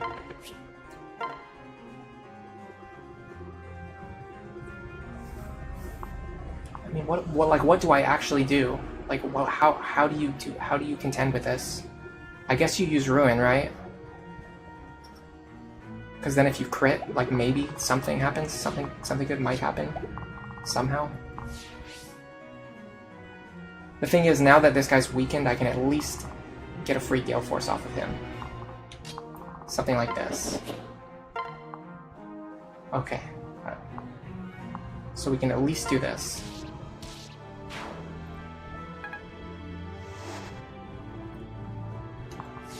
How far can she go? She cannot reach Robin.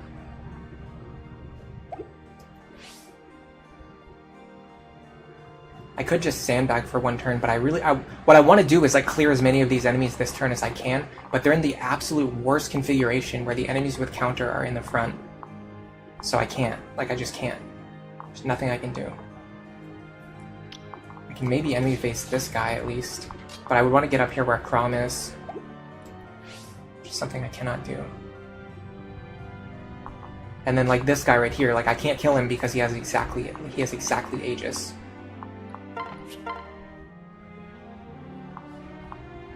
I could try to hit him with Ruin. I mean, why not, right? That's why not. That's why not, because no matter what you do, the game screws you over.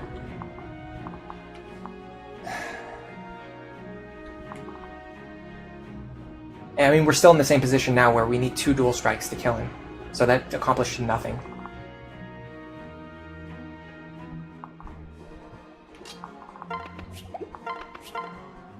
I mean, it'll make it slightly easier to get rid of him next turn. That's probably about the only thing that I accomplished.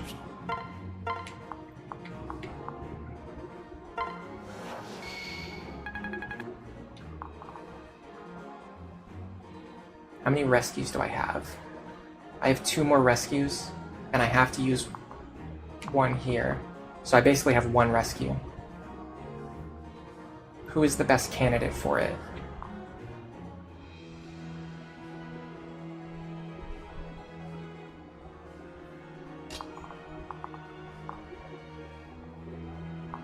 I mean, it has to be you, right? As ridiculous as this is still my best chance. Because I can get crits, I can get lethality, I can get dual strikes. Yeah. Okay, so if I just done that from the beginning, this whole thing would have gone better. But how could you ever possibly know that that was going to work?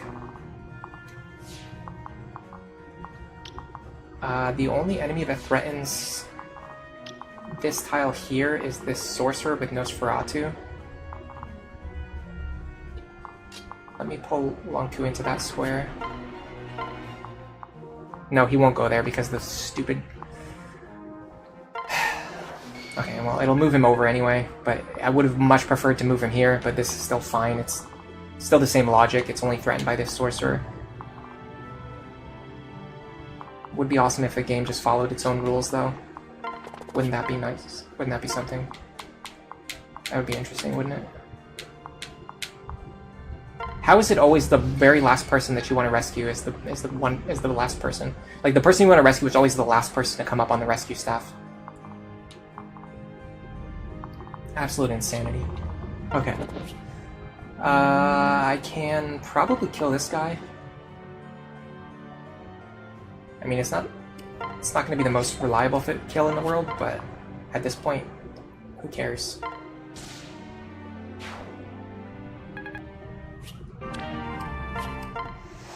I wanted to also say that I was planning on doing a shorter stream than usual today. So,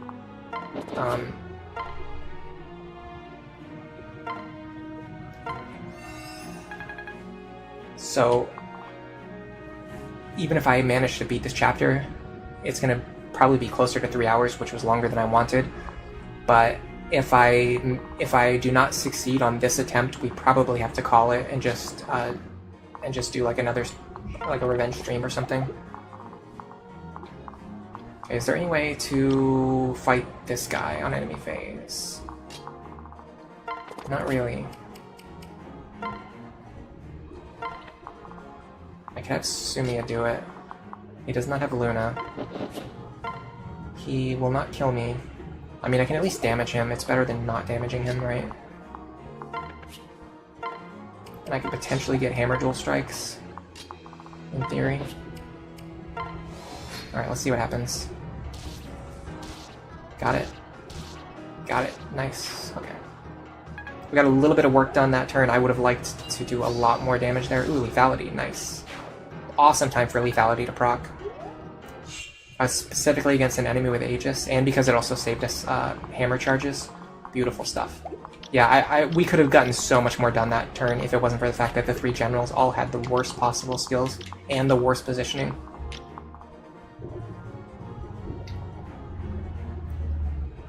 Fighting unpaired is really rough. Yeah, this chapter teaches you one thing. It's that Robin and Crom are insanely powerful characters. Insanely powerful, especially as support characters, because essentially Robin and Crom's partners are fighting at like 30% of their normal strength because of the fact that they don't have Robin and they don't have Chrom paired up with them. And it feels like Sumia is so much weaker. It feels like Saria is so much weaker without Robin, because these are such good para partners. And that really speaks to what I've talked about in my team building videos, where I don't like pairing Robin and Chrom together, because you're literally taking two fantastic characters and funneling them down to just one character. Because if these two are paired up, then that's just one character. Whereas if I take them and I split them up, now I have a really strong Saria and a really strong Sumia, instead of just having a really strong Robin.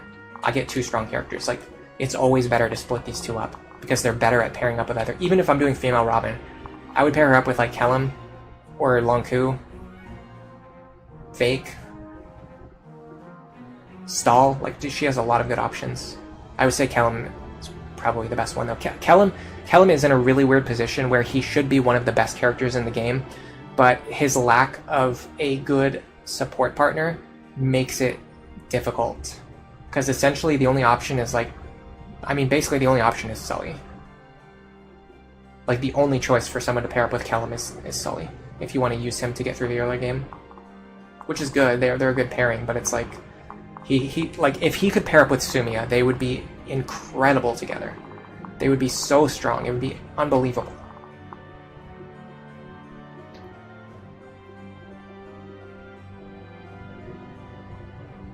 Puchivert says it does follow its own rules, it's just that the rules are weird. Unless it's Tiki, and then it doesn't follow the rules.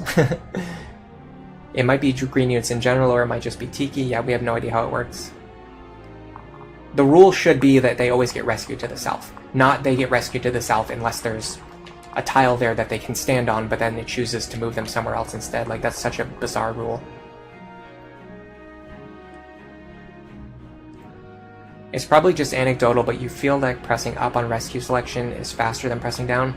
So they go into, honestly, the directional logic in this game is bizarre, and it makes no sense at all. Like, if you're trying to do something and you want to like target the space to the right, like if you press right, the cursor always goes like left or down or up. It never goes right. And if you press left, it goes like down or up or right. It's just like nothing in this game makes sense in terms of directionals. Okay, anyway, we can do a lot more action this turn, especially now that our units are close enough that they can pair up with their partners. Even having to account for the fact that Sumi is on low health, I think she can still get something special done. Okay, this Tomahawk is actually not as scary as you might imagine, because although he has counter, he's also got a 2-range weapon. There are no reinforcements this turn. We can spend as much time as we need just kind of thinking about how we're going to clear out this group. So this guy here is a problem. If Sumia can get rid of him, I'd like to get rid of him, but we can possibly do that later. Like, this Silver Axe is also a problem. Can I kill him with a Javelin? Probably not.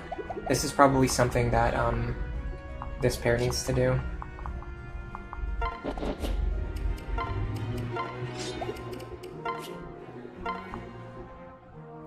That's not going to work, but this will. Parallel Falchion. Javelin here, yeah. This should work, unless I get extremely unlucky, in which case I just use a rescue staff anyway. Okay.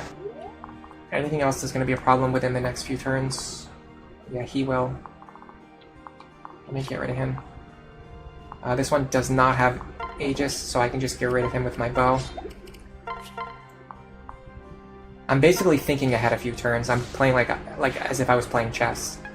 I'm thinking like, okay, this guy's going to be a problem next turn, this guy's going to be a problem in 3 turns, so I'm getting rid of them now. Then I can just bounce back over here. Do I love that? 52 damage. I mean, I can take 52. But I wanted to get rid of this guy as well, so let's get rid of him as well while we're also here.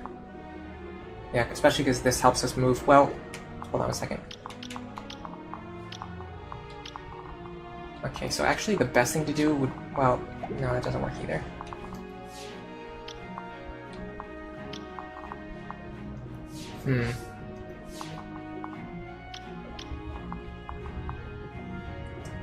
The best thing to do would be to move into like 1 range with this guy. because then I only have to face this ruin. Well, I'm not going to face a ruin. Okay, so operating under the assumption that I'm going to use a rescue staff anyway, I should probably focus on someone else, like getting rid of this guy. This is another one where like he has counters, so I want to get rid of him now instead of leaving him alive for future turns. Okay.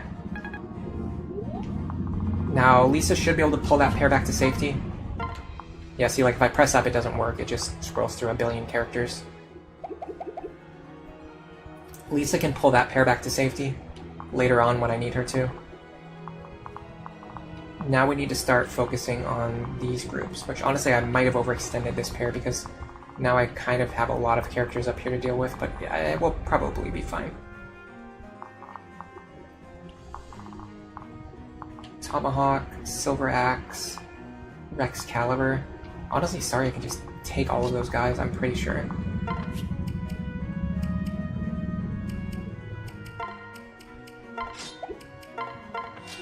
Like, if I just have her stand here...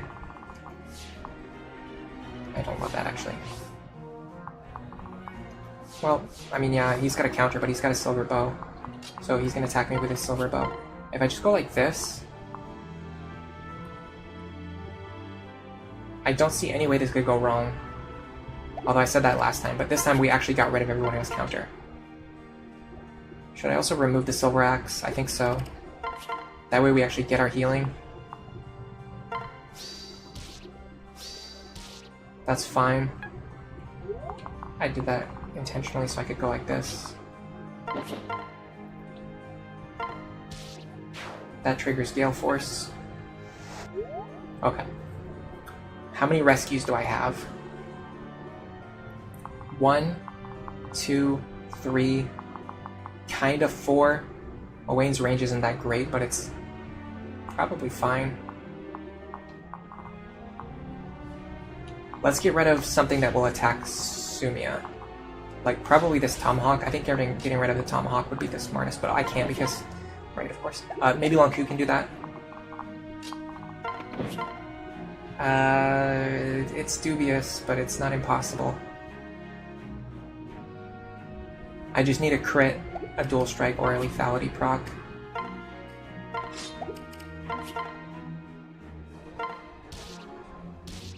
Got it. God, that's scary. These enemies hit so hard. Snow warning. You did a once-over. You hovered over the enemies and pressed L again and again to figure out the logic in their ordering. You didn't manage to figure out anything. Okay, so we're gonna pull Lonku back with our shortest range rescue. Beautifully done. Now this reduces the pressure on Saria as well. So now she only has to deal with him and him.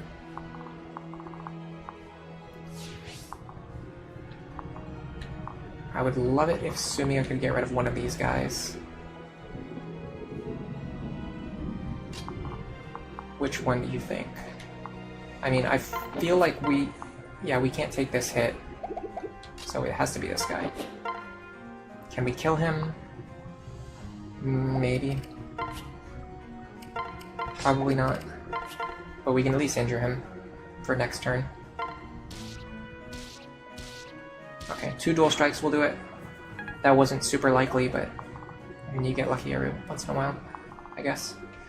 Okay, so now what I would like to do is pull her up here. Let me make sure. Okay, this works. Okay. So we're going to pull her up here. This is going to allow her to enemy face the sorcerer. And then I will heal. So she can take the hit. And for good measure, I'll even do this.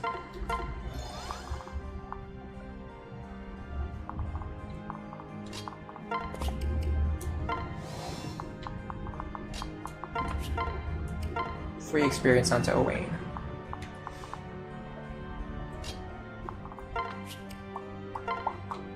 I can also rally strength, so my javelin does more damage. God, rally strength is so good. Honestly, rally strength is so good that I've been thinking more and more about how to get Oh crap, I forgot to rescue this pair. Alright, we might be done for the day, guys. Yeah, I can't stream all day long today. And the fact that I'm constantly making mistakes this stream is a pretty good sign that we're just, like, it's not going to get any better, it's only going to get worse. I can't believe, and I had the actions too, I could have rescued them, I just completely forgot about them.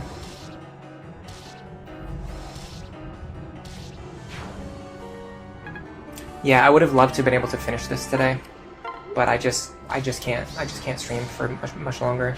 And I've already streamed for, like, this is about it. This is about the length of time that I wanted to stream today. I figured if I beat this on the first attempt, it would take around 2 hours, and I did not beat it on the first attempt. We're gonna have to come back and look at this next week. The one thing I will say is that if we had gotten that rescue done, this map configuration looks a lot better than what we had last turn, because we have basically no risk of getting hit by ambush spawns this turn, and there's only a couple of enemies that we need to get rid of. So we're in a much better position. If we just employ this strategy, if we come back next week, if we use the same strategy, I think we can beat this. Puchivert, you also completely forgot about them. Yeah, I cannot believe I just totally forgot about them. It's because I had them act first in the turn.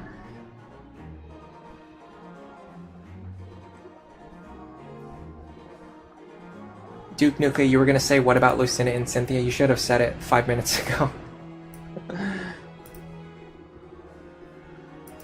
Yeah, everybody really loves brave weapons, and honestly I do too, especially in this game.